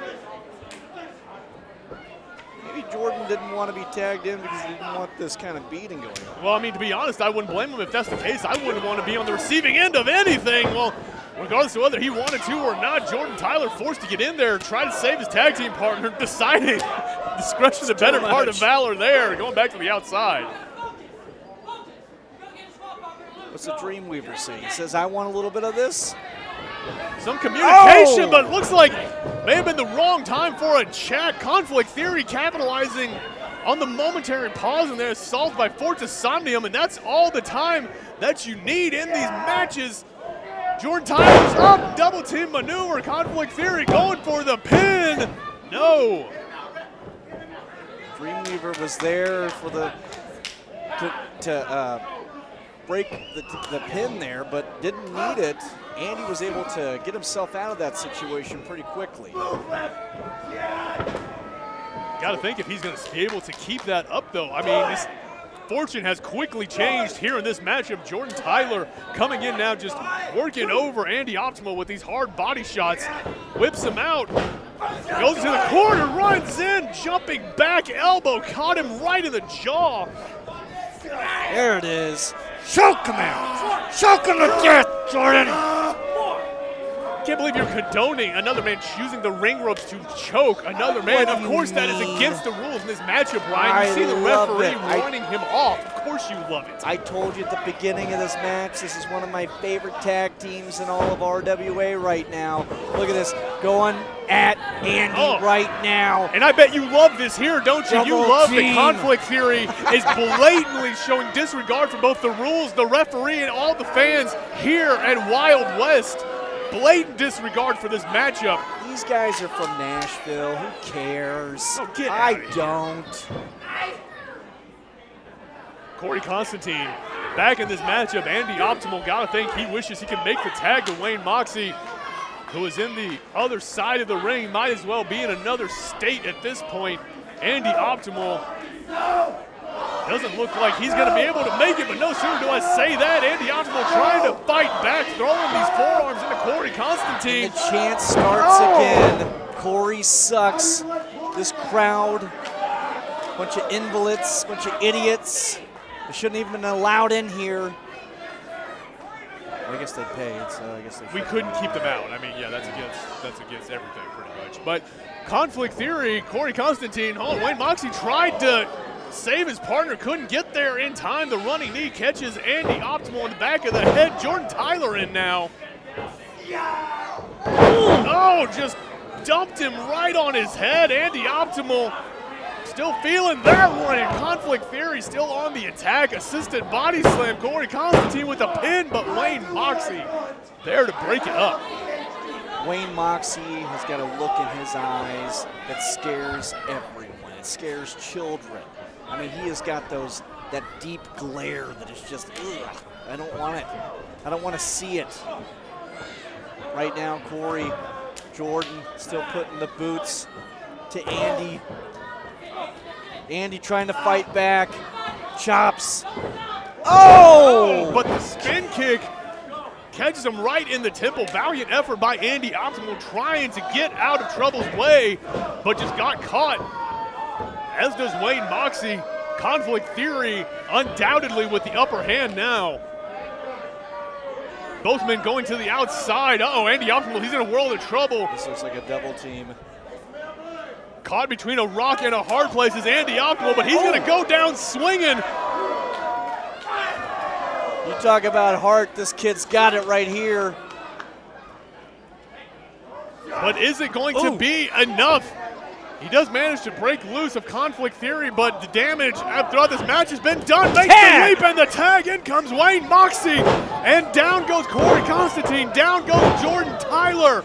This is exactly what Fortis Somnium needed, the fresh man in the match. The Dreamweaver giving a nightmare right now to Conflict Theory. Oh, Corey Constantine catches him. Wayne Moxie, though, head scissors takeover sends Constantine into the ropes. Wayne Moxie, the Tiger feint kick, catches him. He wants to go up top. Oh, does he? Oh! Whoa! Leaping forearm from the top rope. Phenomenal hit, but the Professor making the save. Andy Optimal was trying to get into the ring to stop Jordan, but he couldn't. He is gassed. I mean, after taking that beating at the very beginning of this match, being double teamed so many times, this is crazy. Right now, Corey's still in the ring, in control. But for how long? Oh, looked like Corey may have been going for sliced bread. Didn't get to land it. Wayne Moxie landed on his feet. Rebound cutter off the second rope.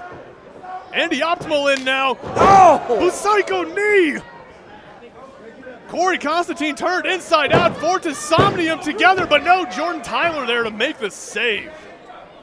Manny needs to get the right man who is tagged in the ring to just stay there and get the other guy out. I'm telling you right, a double pin? Get the hell out of here. Manny, what are you doing? Maybe you need to throw in some stripes and get in there then. If you think it can be so easy, please. I mean, it would get you away from me, but fans see the Dreamweaver, Wayne Moxie, Andy Optimal. Just like we were saying earlier, fortunes can change quickly in this match. Fortis Somnium looks like they've got a game plan, but Jordan Tyler on the outside pulls out Andy Optimal, sends him right into the ring post right in front of us. Oh my God, you could hear that thud. Smack. What was that? What was that? He burned him. The backstabber in the codebreaker he looked like he had a fireball. Hold on a second. He shot a fireball. Your winners, the team of Corey Constantine and Professor Jordan Tyler. Wayne Moxie could be blinded right now. I'm trying to see, fans, I'm trying to see right in front of us. Wayne Moxie is writhing in pain.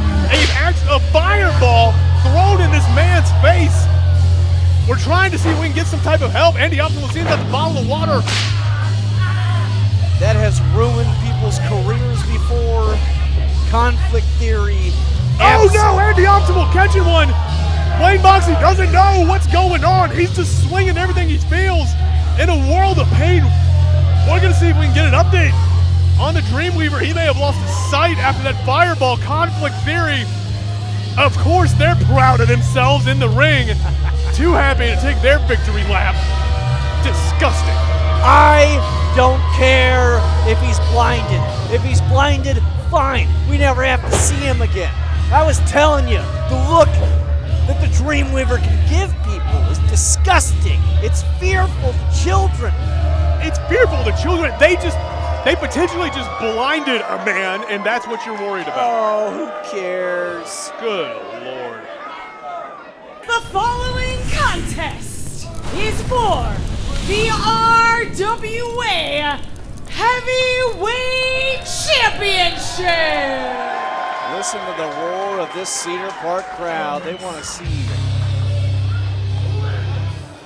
that belt.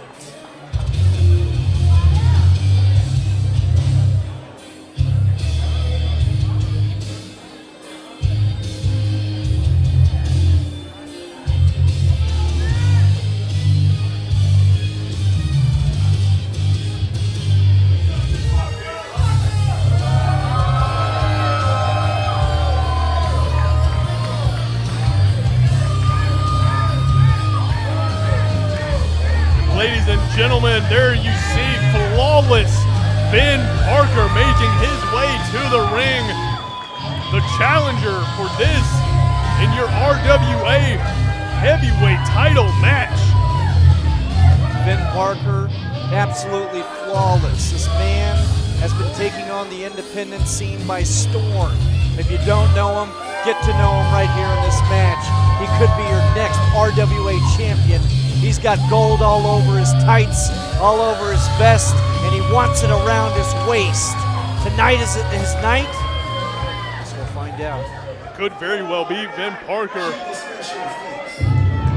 Could be your new RWA champion, but first, he's got to overthrow the current champ, Movie Mike.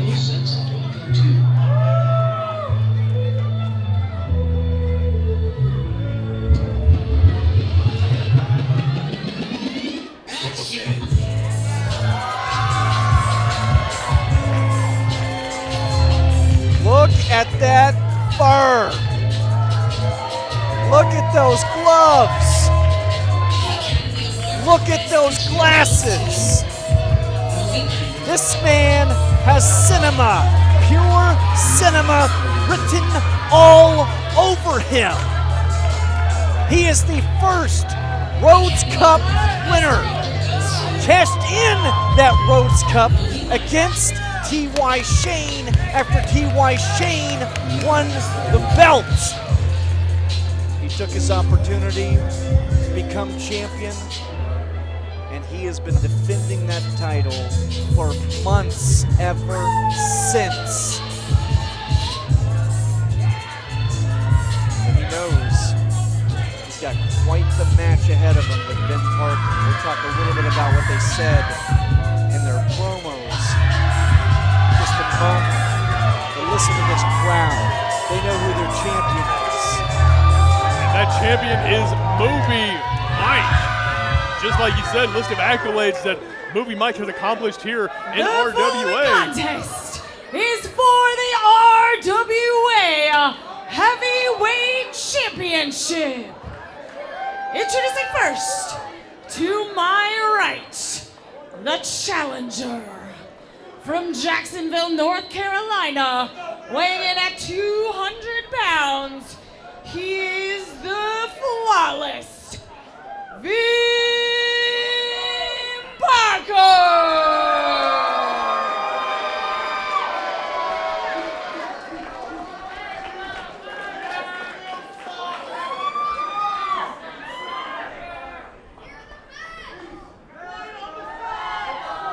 And his opponent,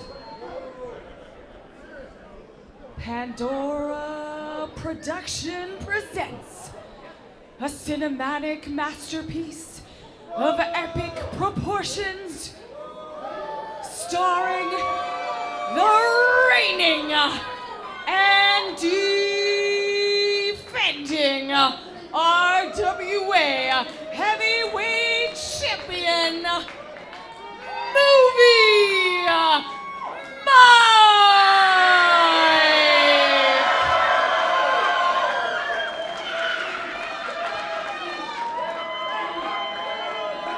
A match fans have been waiting for a long time. The belt is on the line. The flawless one, Vin Parker.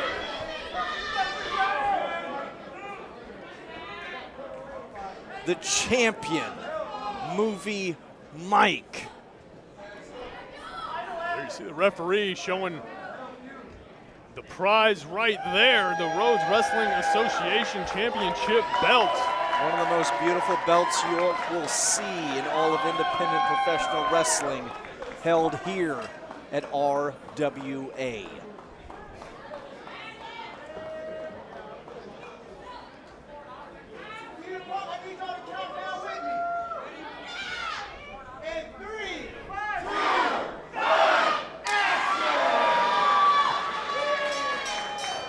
When Movie pulls out the slate, the crowd knows what to do.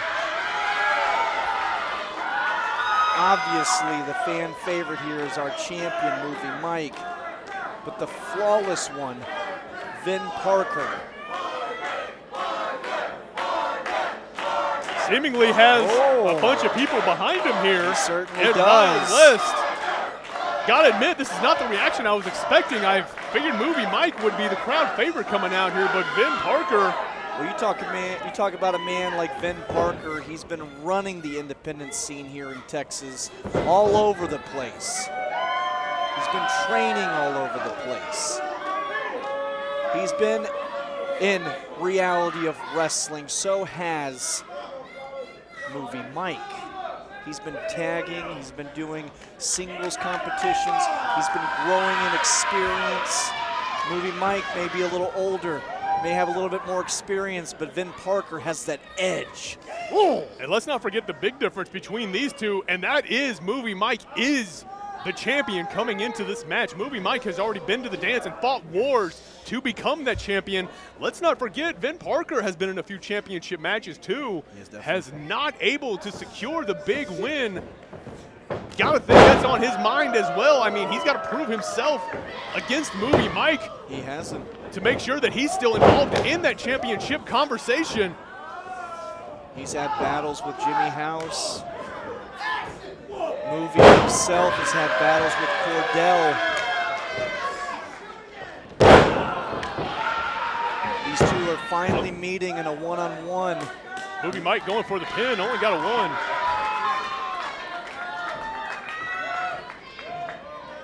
1. Big elbows. Vin Parker fighting out of the corner.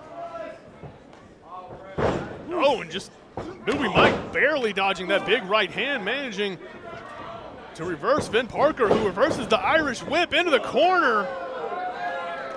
That draping clothesline. Vin Parker trying to catch Movie Mike with the kick. Don't think he had quite the angle on it to make full contact, but enough to get Movie Mike out of the corner. Vin Parker up on the top rope, but gets caught. Movie Mike now has him hooked. Vin Parker, thought Movie Mike was gonna go for the suplex, but no, just draping flawless Vin Parker across the top rope. The one thing that I think that is going to be the difference maker in this match is who is going to let their cockiness aside. Both these men, absolutely in love with themselves. And likewise, Vin Parker scouting that situation. Movie Mike tried to catch him with the crossbody, but just a little too slow as Vin Parker managed to get out of the way. And looks like he's got something in mind himself. Here he comes. Follows up with the elbow off the edge of the ring, driving the point right into the chest of Movie Mike.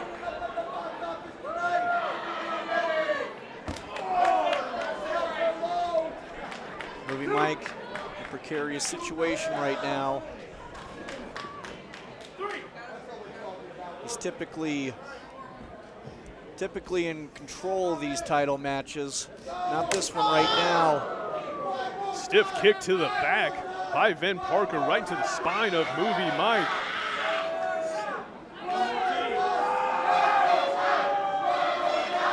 Fans here saying one more time. Vin Parker trying to give them what they want, but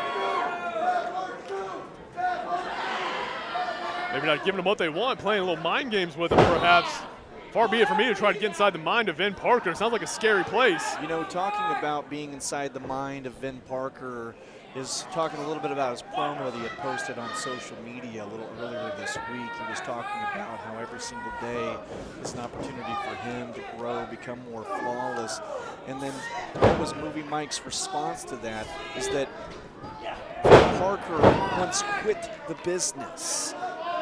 He didn't want to be a part of it if he couldn't be flawless. Movie Mike puts everything on display. His flawless moments, his imperfections. Oh! Whoa! That flawless missile drop kick from the top rope catches Movie Mike, but still unable to put the champ away is Vin Parker. And there you see it all over the challenger's face. A little bit of disbelief, maybe a bit of desperation, but he can't afford to let this opportunity pass him by. He's got to stay on the attack, stay on top of Movie Mike. I mean, the man is a champion for a reason. All it needs is 1 second, one opening. And Movie Mike will take control, but to Vin Parker's credit, seems to be maintaining Movie Mike right where he wants him. Working the count from the referee. Both of these men have fantastic physiques. This is exactly why they're in the title contention spot. You talk about independent professional wrestling here in Texas. RWA gives you the best athletes, and that's exactly what we have in this title match right now. Big uppercut, man. Whoa. Oh, my Lord. Movie Mike trying to hang on, trying to thwart the plans of Vin Parker, and just caught that hard elbow to the jaw for his trouble. Vin Parker coming in, but Movie Mike rolls over into the pin, 2 count. And that's the thing that's going to be the difference maker. Who's going to be able to put their ego aside? Oh, hold on, roll up. Another 2 count. Vin Parker sent to the outside onto the ring apron. Movie Mike gets caught with the shoulder. Vin Parker back inside, big sunset flip. Movie Mike rolls through into one of his own. No. Great exchange showing the ring awareness and acumen of both competitors, but both of these men unable to really get an edge out of that exchange. Movie Mike is definitely favoring his midsection right now. His ribs have got to be killing him. Vin Parker's been working them the whole match. It's not a good place to be. Oh, my Vin goodness. Parker's got him hooked. A draping DDT plants Movie Mike. Vin Parker with the pin. No, not enough. Parker, a little disbelief right now. He knew that was a flawless catch, a flawless opportunity to end this match, but did not end with a 3 count. And again, you see Vin Parker just kind of backing off. I don't know if he's trying to play a mind game with Movie Mike or if this is part of some other plan he has, but nonetheless, I think he's making a mistake giving Movie Mike this time to recover, this time to catch his breath. This is a championship opportunity match. This is for everything that you're here to compete for. Big jabs. Vin Parker back on the attack. Like I said, these men are going to have to put their egos aside if they want to finish one another. Whoa! Oh! Up and over, belly to belly suplex sends Vin Parker to the opposite turnbuckle. Movie Mike managing to mount some offense, but is it going to be enough? This crowd coming alive for Movie. Still got Vin Parker fans out there. Running shoulder block into the exploder out of the corner. Exploder suplex planting Vin Parker right in the middle. Movie Mike. Uh-oh. We all know what this is. Oh! Up kick. Heard the contact on that one, and Vin Parker right into the abdominal stretch. That has got to hurt. Oh my God, those elbows to the midsection, those ribs have got to be killing Movie right now. And right back into the stretch, ensuring Movie Mike does not get a chance to rest, making sure he can inflict maximum damage on the ribs, on the obliques of Movie Mike. Movie looks like he is dying here. Oh. Still in it. Movie Mike trying to draw off the energy of this crowd, trying to fight out of it. And Vin Parker taking over with the hip toss and the elbow from Movie Mike. This right here is a match, strength and fortitude. Who's going to be able to come out on top? Both these men, back and forth. It's just an opportunity right now to showcase who is the absolute best. Not just in ego, not just in physique, but absolutely the championship style that we look for at RWA. Vin Parker has it, but does he have enough of it? Whoa. That is the question, and that may be the answer. The enziguri kick catches Movie Mike. Vin Parker looks like he's going to go up top. High-risk territory up there. Movie Mike. Oh! Avalanche overhead belly to belly. Just no. You got to kind of wonder. Vin Parker, he's known for cheating. He's known for pulling out those brass knucks. He's known for trying to get himself in a position where he's going to win regardless. He doesn't care. This has been a back and forth match. No one is going to be able to spot it when he wants to do it, but he can take control at any point because he's just a bad guy, unlike Movie Mike. Oh, hold on. Trying to hit him with another enziguri kick, but misses Movie Mike. Has him up in a fireman's carry position. Vin Parker trying to fight out of it. Whoa. Oh, no! Whoa! The referee just got kicked in the head by Vin Parker. I don't think it was intentional, but the damage has been done. The referee, man, he's down. And the action is still going. Vin Parker, Movie Mike, I don't even know if they've registered, but it doesn't even matter. Mirror's Edge catches Movie Mike. We would have a new champion right now. If Manny, there's no way that Movie didn't see Manny standing there. Oh, here it comes. Just there as we thought. The Brass Knucks have made their appearance. That Mirror's Edge, the flash elbow from Vin Parker, would have been enough to end the match, but seeing the referee is down, looks like Vin Parker's decided to hedge his bets. He's got those knuckles.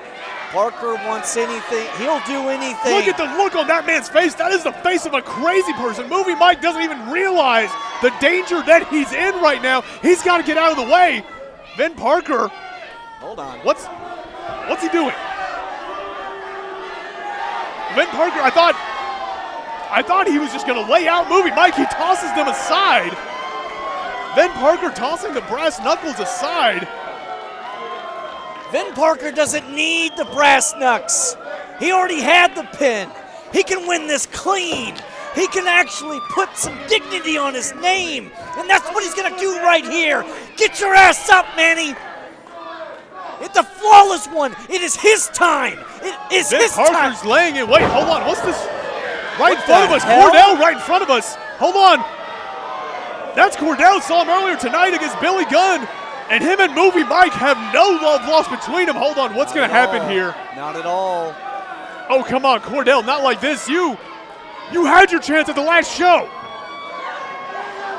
Oh, my goodness. The referee's down. As much as Cordell and Movie have a history. This is not good. Ryan, Movie Mike's in a world of danger, doesn't even realize that Vin Parker trying to come. Oh my God! What the hell just happened? Cordell just laid out Vin Parker with those Brass Knucks. What did we just see? Are you kidding me? Cordell just clocked Vin Parker with the brass knuckles. What is going on here? What are we seeing? Movie Mike with the pin. Movie Mike retains. What just happened? Here is your winner, and still your RWA Heavyweight Champion, Movie Mike. This makes no sense. Cordell laid out Vin Parker. We talk about two men that hate each other's guts. Hold on, Ryan. It's Cordell and Mike. Hold on, Ryan. He's still got those brass knuckles. Cordell, we may not be done here. What is this? What the hell is happening right now? What? What the hell? What are we seeing? Cordell, Movie Mike, these two were bitter enemies. What kind of script flip is this? Holy, what the hell? Look at the blood on his face. Vin Parker bleeding from the mouth. He's got to think he's got some type of damage in there. I don't know if they've broken his jaw, busted his teeth. I don't know, but Vin Parker is hurt. And Vin Parker got screwed. He is aligning himself with the man that he's been fighting, playing mind games with for months. What? How can we see Cordell and Movie Mike together? This doesn't make any sense. Somebody tell me what's going on. I don't know. I don't have anything to tell you, Ryan. I mean, you're watching everything just as I am here. Movie Mike, Cordell. I don't know what the hell is going on with these two, but this is a pairing I never thought I would see. What is going on? Vin Parker is beside himself, right? I don't even think he knows what the hell just happened himself.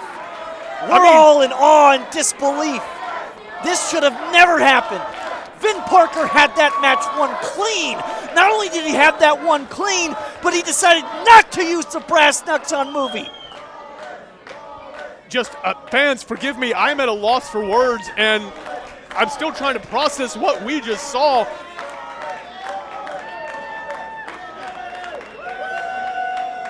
The following contest is scheduled for one fall.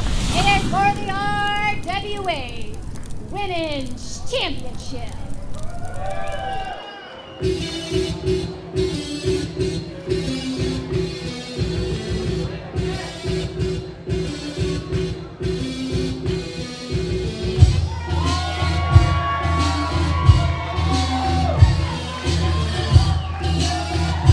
Introducing first for this, your four-way match for the RWA Women's title. A young woman who is no stranger to anybody following the independent wrestling scene, Maya World, Ryan. She has been making a name for herself all over Texas, all over the Indies. And all over the world of professional wrestling in general. I mean, she was in AEW. Absolutely, took the words out of my mouth, receiving no small amount of buzz from AEW, well deserved, but she's going up against three other competitors tonight, including the Spitfire, Drea. Drea, Rhodes Wrestling Association glory right here. We haven't seen her in a minute, but I'll tell you right now, Miss Austin is here. That's right, the pageantry queen. This is gonna be fantastic. Talk about a woman with style and grace. She's got it. She wants to add a little gold. Gotta think it's on her mind after winning that Miss Austin pageant. And Drea, as we are waiting, competitor number 3, Sophia Rhodes. Absolute fan favorite. You talk about a woman who has had to overcome so much in her life. Stroke at the age of 19. Couldn't walk, couldn't write, couldn't speak. She has done everything to not only get her life back, but to put herself on top. And that's what we're gonna see right here tonight. She's my pick to win this match. And a solid pick it is. Sophia Rhodes, no stranger to adversity, and overcoming that adversity could very well walk out of here your RWA Women's Champion. But last, but definitely not least in this matchup, is the champ herself, Jazmin Allure. Talk about a woman that absolutely disrespects every single person in this building, doesn't care, wants everyone to know that she's champion. She's tiny, she's tough, and she's dirty. I don't like her. I don't think you like anybody, right? I hate everything. That explains so much. My therapist and I have a lot of conversations, and let me tell you something, they all end with more medicine. I mean, that's more than I was going to say. I would have figured it would have ended in tears for you. Jazmin Allure holding up the gold, your RWA Women's Champion, but the question remains, is it going to remain that way after tonight? We'll see. She's got 3 other competitors that want exactly what she's got. But she is no stranger to these types of matches. Oh! Introducing first, to my right, from Dallas, Texas, the It Girl, Maya World. Definitely somebody that's getting a lot of praise here at RWA.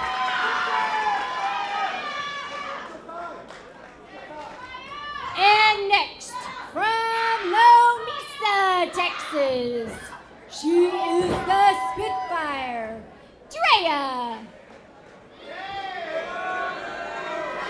Oh. And to my left, from Austin, Texas, Sophia Rhodes.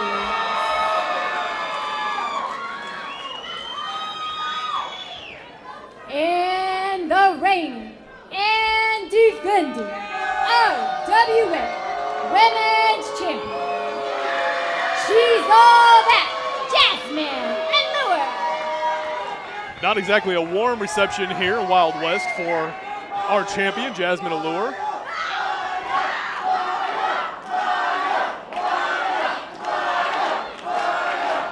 Maya World, however, sounds like she's got a whole bar behind her right now. Maya has got this entire bar at Wild West here in Cedar Park behind her. We'll see who comes out on top. Jazmin is someone that you don't want to mess with. She doesn't want to give that title away. I wouldn't either. Jazmin is one hell of a competitor. I agree with you 100% there, but this is, I mean, just the nature of these fatal four-way matches, right? Jazmin Allure doesn't even have to be pinned to lose that title here tonight. She doesn't. But she's an intelligent wrestler. She is someone that has been in these types of matches before. In fact, was in a multi-woman match to win the title. So, I mean, she knows exactly. Oh, there we go. Starting off early, Jazmin Allure, knowing she wanted to go right at Sophia Rhodes. Drea going after Maya World in the opposing corner. Sophia Rhodes sent face first into the top turnbuckle. Sophia and Jazmin, they have got a history. They hate each other, okay? This is getting, oh, here we go. Not quite the same history between Jazmin and Drea, but maybe seeing the formation of a new partnership. Maya World, Sophia Rhodes with a reversal. Down go Drea and Double Jazmin. Sling blade, I love it. Okay. Now Sophia Rhodes, Maya World squaring up in the middle of the ring. Collar elbow tie-up from these two ladies. Maya World taking Sophia over. Misses with the lariat, though. Both these women have been seen on AEW television. Both these women have been traveling the entire United States. The world is their next oyster. Oh, hold on, Sophia with the pin. No. 2 count, innovative pinning attempt from Sophia Rhodes. Maya World, though, to her credit, going right back at it with the waist lock, rolls over into a pin of her own, but no. Both of these women now eye to eye, nose to nose. Oh, John in the ring there. Whoa, man! Sophia Rhodes just ducking the lariat, but catches the back elbow from Maya World. Maya looking very strong already in this match. Maya came here for a reason. She came here to win. Now, I know all 3 of these women came here to win. Oh! And just like that, Maya World sent crashing back down to earth. Jazmin Allure just bouncing her face off the edge of the ring. Drea and Sophia Rhodes going at it now. Jazmin Allure involving herself back in the ring. I'm trying to look on the outside. Maya World looked like she's hurt. Now, But that's not stopping these other 3 women. We have, I think the partnership might be a little tainted now between Drea and Jazmin. They had something going there for a second, but I'll tell you this much. Jazmin doesn't like being hit in the face, especially like that. Well, I feel like that's very understandable. I'm not a fan of getting hit in the face myself either. Sophia Rhodes had a cravat hold on Drea and just makes her eat that running forearm, sends the Spitfire down. Sophia Rhodes now jumping head takeover. Sophia with that athleticism. Cartwheel elbow. Jazmin Allure coming in now. Sophia Rhodes catches her. Oh, going for that cartwheel elbow one more time. Jazmin Allure saw it coming. Manages to avert disaster. Jazmin, like I said, and I've said it before, she's tiny but tough. Look at that. She's dirty. She knows how to hurt you. She knows how to put you in positions you don't want to be in. And right now, Sophia is getting the brunt of that. Ooh, big chop. Again, just echoing throughout Wild West here in Cedar Park. I mean, to your point, Ryan, Jazmin Allure, not the biggest dog in the fight, but definitely has the most fight in her, as Sophia Rhodes is finding out. Oh, my God. Oh! Big forearm to the back during that little 6-7 exchange. Oh, Hurricane Rana conversion takes over Maya World into the corner, right back to Sophia Rhodes. The drop kick in the corner, kicking her out to the floor. There is no love lost between those two. Oh, my God! Whoa. Maya World just planted that boot right in the face of Jazmin Allure. Drea now, the backstabber connects. Drea, she's held the crown for Miss Austin. She had to give it up, I think, a week or 2 ago, maybe. So she wants some gold. She wants it around her waist. She's done with the pageants. Now it's time to win the matches. She keeps this up. Gold is definitely in her future. Draping the leg across Maya World, and Maya World's throat across that rope. Restricting her airway. Drea back on the attack. The double knees back in the head of Maya World.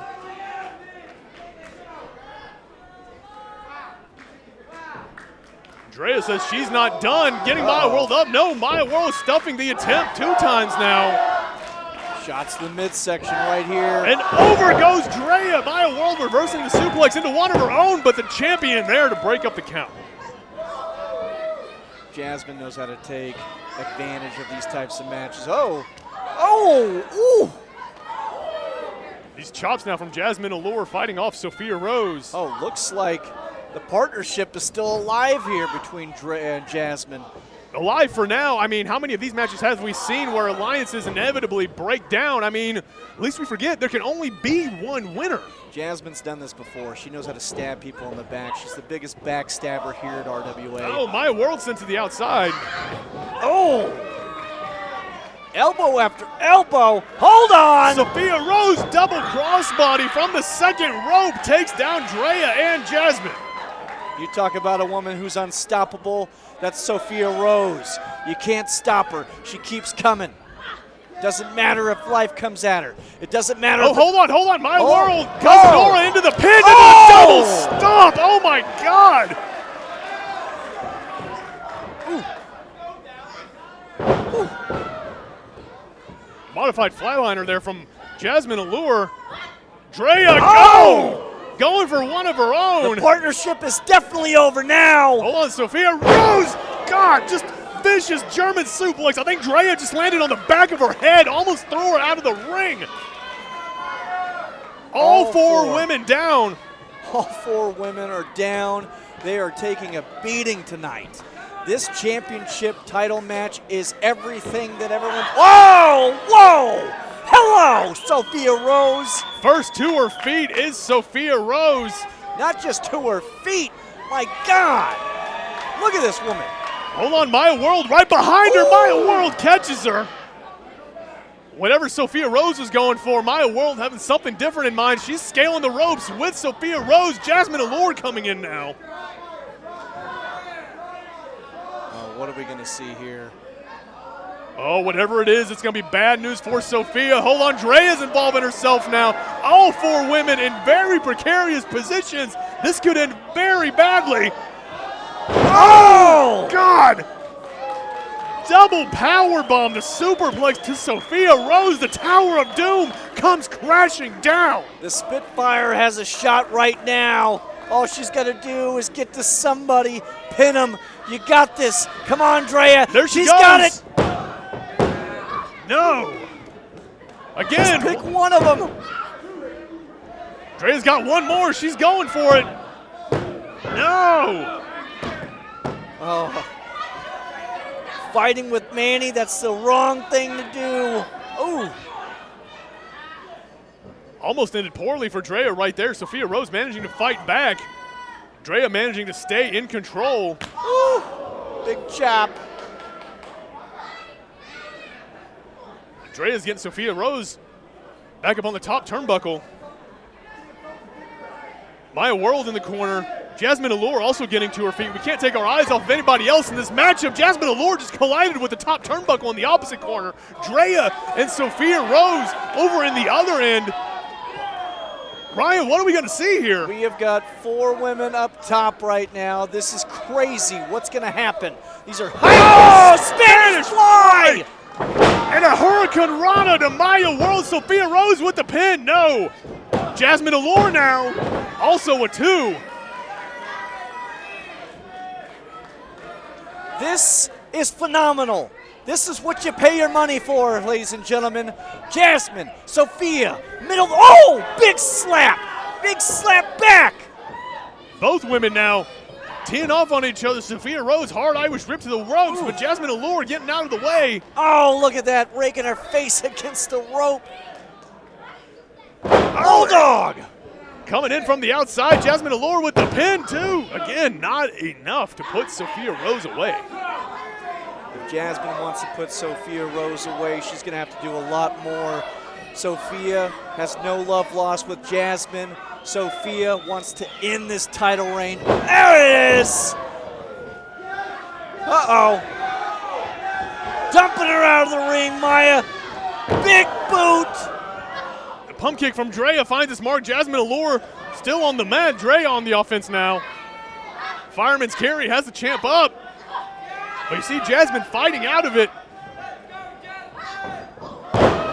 And a pump kick of her own catches Drea flush. Down she goes. Can the champion put Drea away? Ooh. Drea planted in the middle of the ring. Is this going to be it? Jazmin Allure with the pin. 3. Yes. She was grabbing the tights. And here's your winner, and still RWA Women's Champion, Jazmin Allure. Dirty play by Jazmin Allure, grabbing the tights of Drea. This is how you keep a title. She knows how to do it. She doesn't care what she has to do. Doesn't care what the crowd has to say. All she wants to do is leave with gold around her waist. You know what you do at RWA when you win titles? Your checks are a little bit larger, okay? People want to book you all over the place. Jazmin knows that. She wants to keep her spot, and that's exactly what she's done by any means necessary tonight. Jazmin Allure retains her title here at Rhodes Wrestling Association at Fall Fury. As much as I wish I could disagree with it, Jazmin Allure, methods may not be the most honorable, but she does walk out of here still your reigning RWA Women's Champion.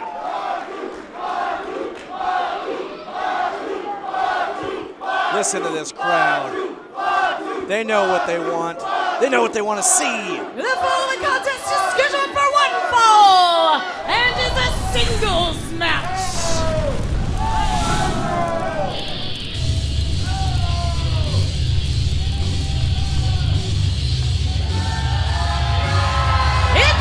Introducing first, making his way to the ring from Glendale, Arizona, weighing in at 220 pounds. He is the Filipino Phenom, Jimmy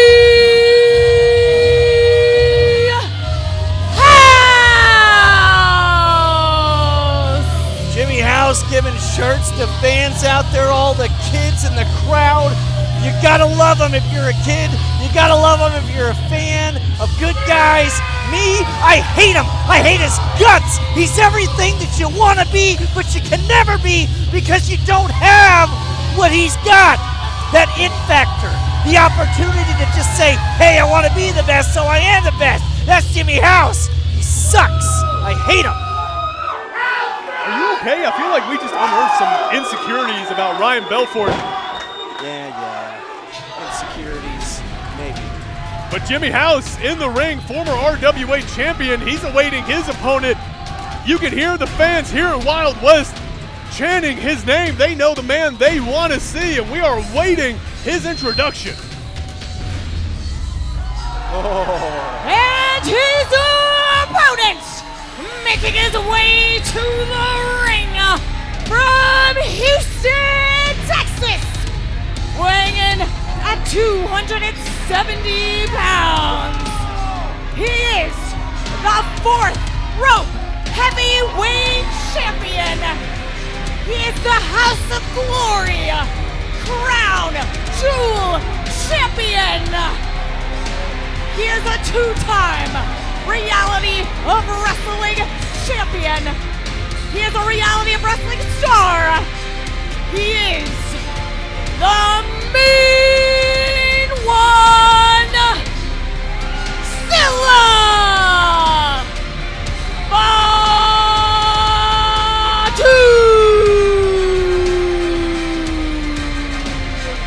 The main one, Zilla Fatu, son of the legendary Umaga, a man who has won gold, multiple promotions, multiple states, all over the place. Zilla Fatu stepping up to former RWA champion Jimmy House.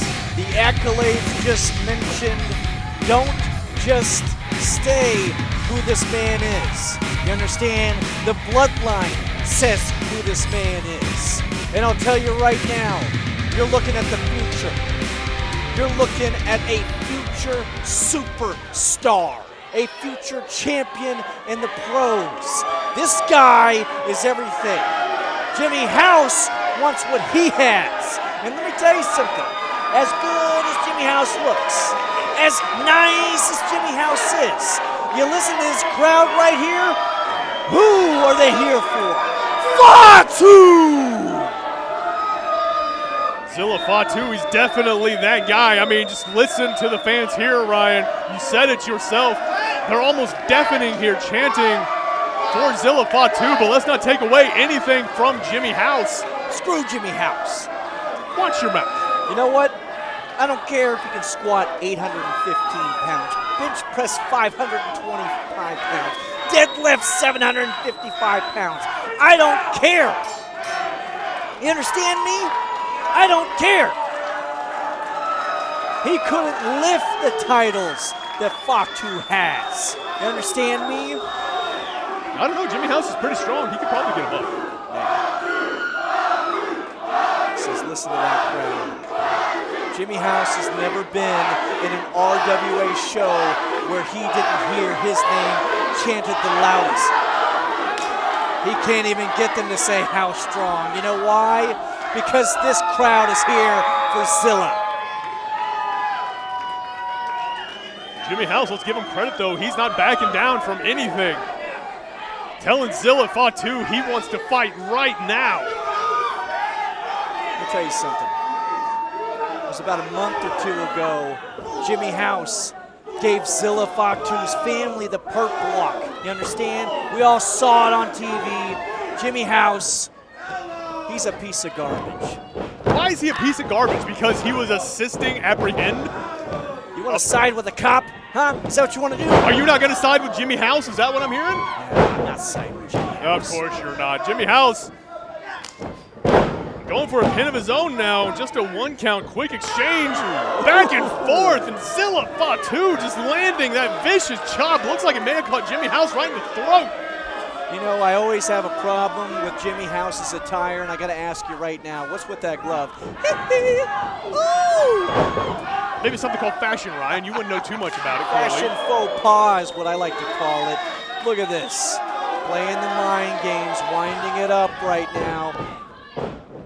But Jimmy House, maybe playing a bit of games of his own.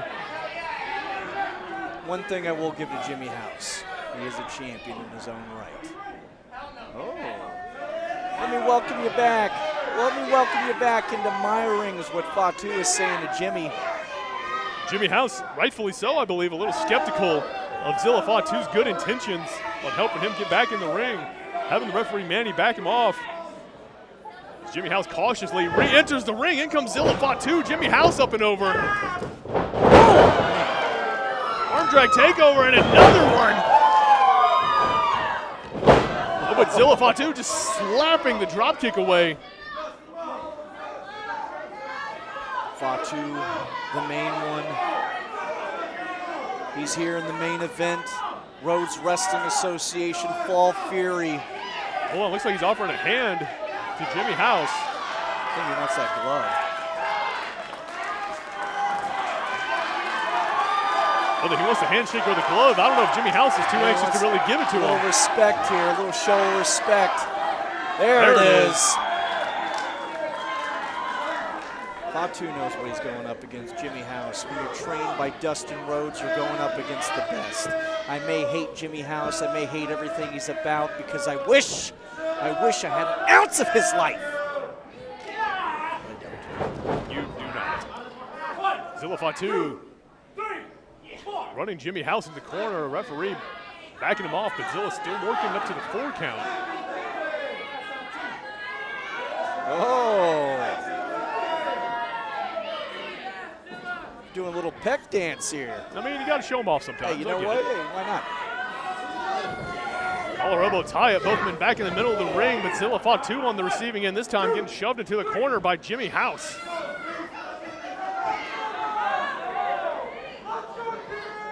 Which chesticles do you think can dance the fastest? You know, I'm not really sure. I mean, how long of a stretch of time are we going? Is it just, oh, hold on, double leg by Jimmy House, going for the pin? No, just a one. Jimmy House, you think about his strength. I talked about it earlier, his lifting abilities, what he can lift. Not only that, he is trained in powerlifting. Mark Henry's son, Goldberg's son, Sting's son, Dustin Rhodes himself. With the pin now, still just a one count. Zilla Fatu managing to get out of the pin, but Jimmy House right back on it, staying on Zilla Fatu. There's not an ounce of body fat on Jimmy House. He is all muscle. You think about, I walked into the bathroom, I had to walk right back out because I knew he was in there. Protein powder puffs coming out of his butt, let me tell you that much. I really feel like you're just raising more questions the more you talk, Ryan, but we don't have to get into that right now. There's no way they was wearing that pink singlet because it wouldn't be that color right now. Good God. Jimmy House caught in this side headlock by Zilla Fatu, trying to fight out of it, successfully does so, sends Zilla up to the corner, but gets caught with that elbow. You know, these are the types of matches that we can. Oh, whoa! Did you see the elevation from Jimmy House catching Zilla with that drop kick while Zilla was sitting on the top rope? Big drop kick. I thought he threw that glove off. Has he got multiple gloves? Maybe he does. What are we going to see here? Zilla Fatu tried to catch him. Jimmy House ducking it and catches Zilla with the crossbody to the outside. That doesn't feel good. That doesn't feel good. I've taken spills to the floor before. Look at this guy. Oh, whoa. That fan may want to calm down. Jimmy House, very patient man, but that patience only goes so far. Let me tell you something. When you come to an independent professional wrestling match, you don't want to be yelling with a guy like Jimmy House. I'll tell you that much. Big chop. Fans trying to get behind Zilla Fatu. You hear him chanting, but Jimmy House, to his credit, not letting it shake him, following Zilla Fatu around the ring, landing these heavy blows. These VIP fans are getting every single dollar worth right now.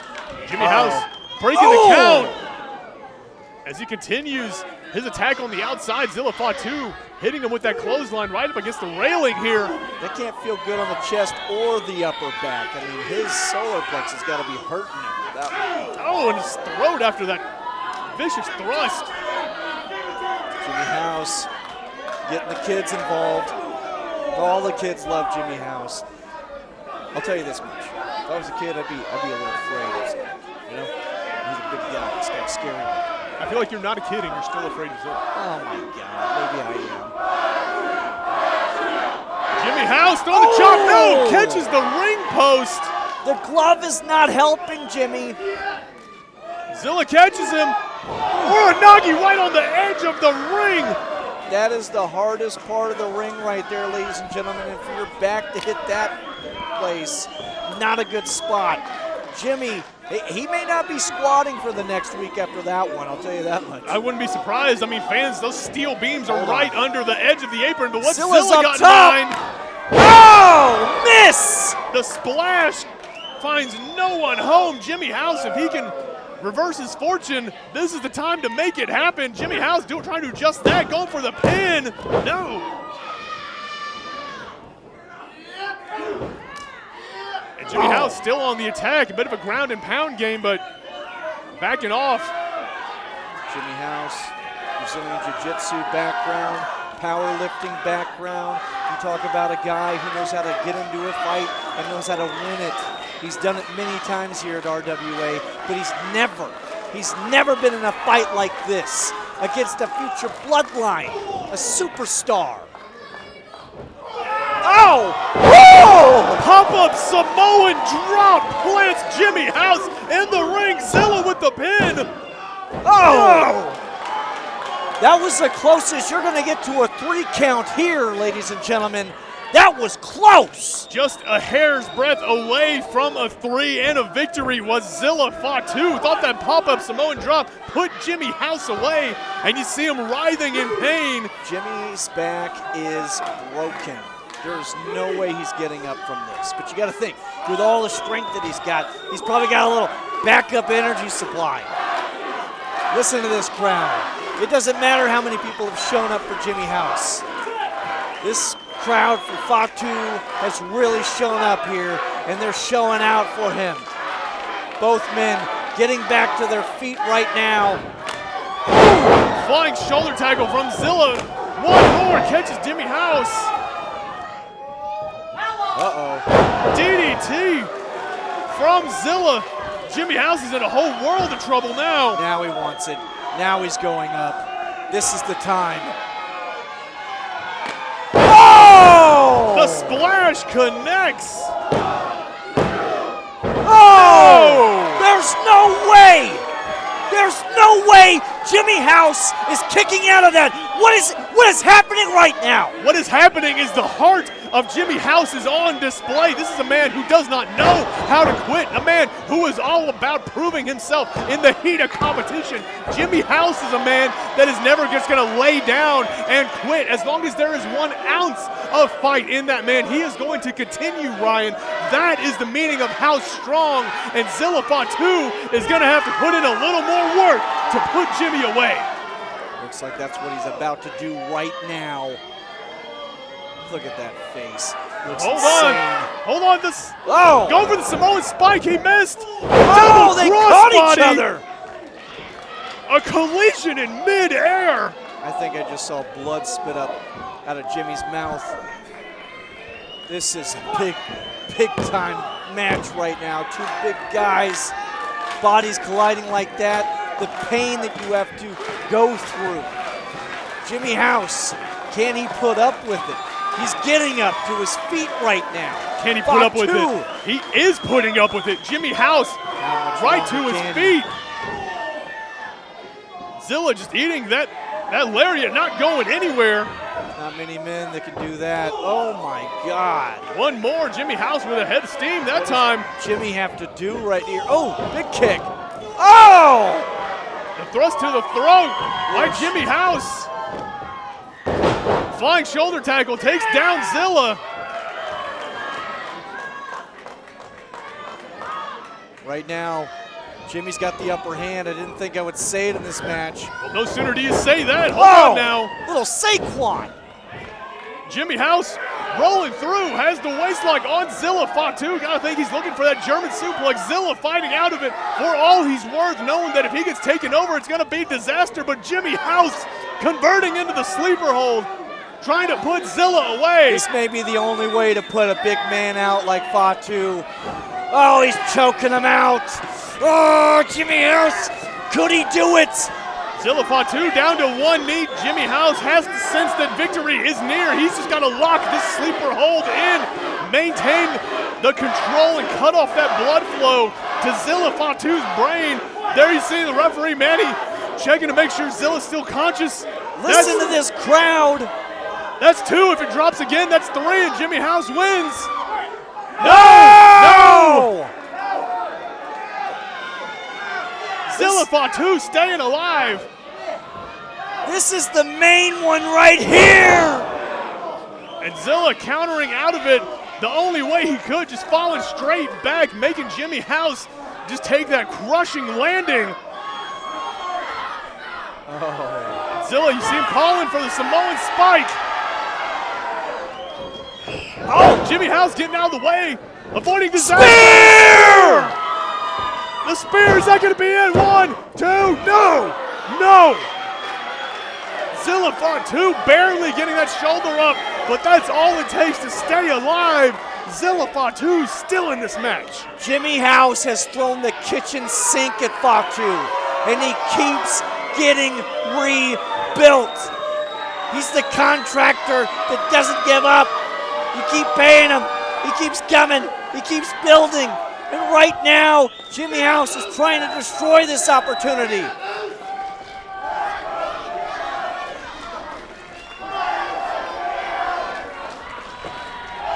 You can hear these fans trying to get Zilla back in the fight. Jimmy House just trying to wait for his moment, lying in wait like a predator waiting for his prey.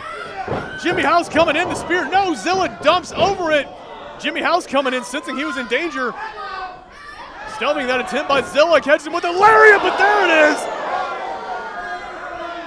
Looked like a Superman punch, caught Jimmy House. That was not the Samoan spike, but it did enough damage. Hold on, Jimmy House. German suplex takes him over.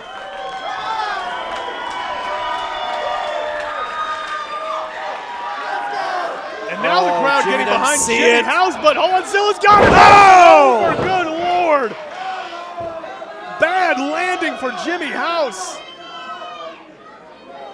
Fatu, he wants it now. Whoa, Jimmy House! Takes Zilla over into the corner. Hold on, Jimmy House with a roll-up. No. Rolling through. Deadlift German suplex. Plants Zilla. And the straps come down. Jimmy House needs business.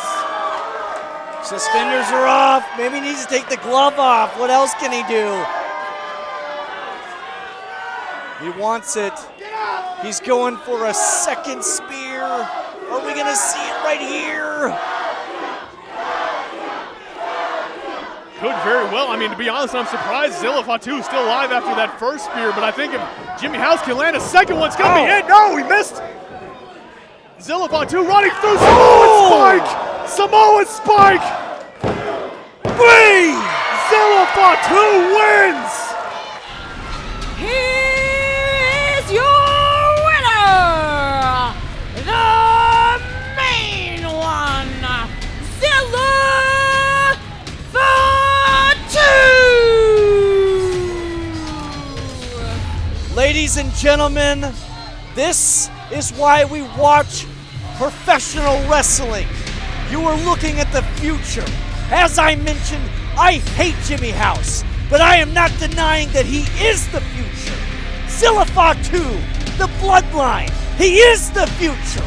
This right here is going to be a match that we want to see a rematch of, that we want to see years to come, somewhere on the big stage. Right now, you're getting your first opportunity right here at Rhodes Wrestling Association, where Fall Fury, our 1-year anniversary. This has been an opportunity for everyone here at Cedar Park at Wild West to see something they've never seen before, and you're going to be seeing it in the future, on television, on pay-per-view. This is everything. Both of these men gave you everything that they had, put it on the line tonight. You listen to this crowd, they love both these men. You listen to me, I only like one of them. Mike? Well, thankfully, I try not to listen to you specifically that often, Ryan, but I will agree with your points. I mean, both of these guys well loved by the fans, and that love is returned right back to them. One hell of a hard-fought battle here by Jimmy House. Zilla Fatu just proving to be too strong, too much to overcome. But I think I speak for everybody here when I say that was one hell of a main event, and both of these men should be proud here tonight. As much as I don't like Jimmy House, the respect that's given right here is earned. Hold on, Dustin Rhodes. Dustin Rhodes making his way to the ring, the founder, owner of RWA, the legend himself.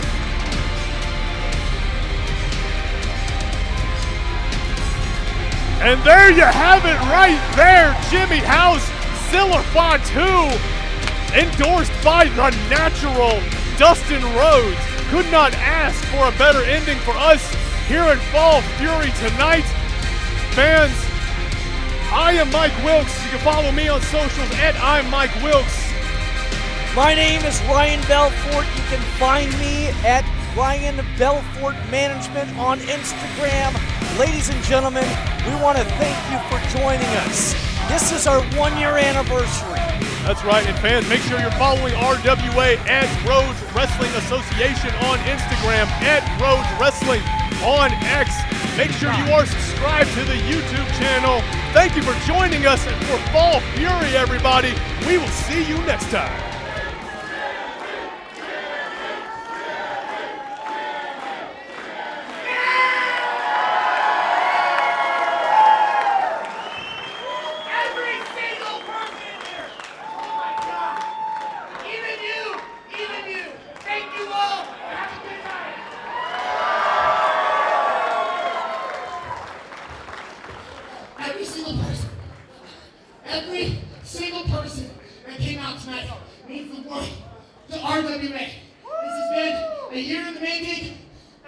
here since I came back from surgery. So even if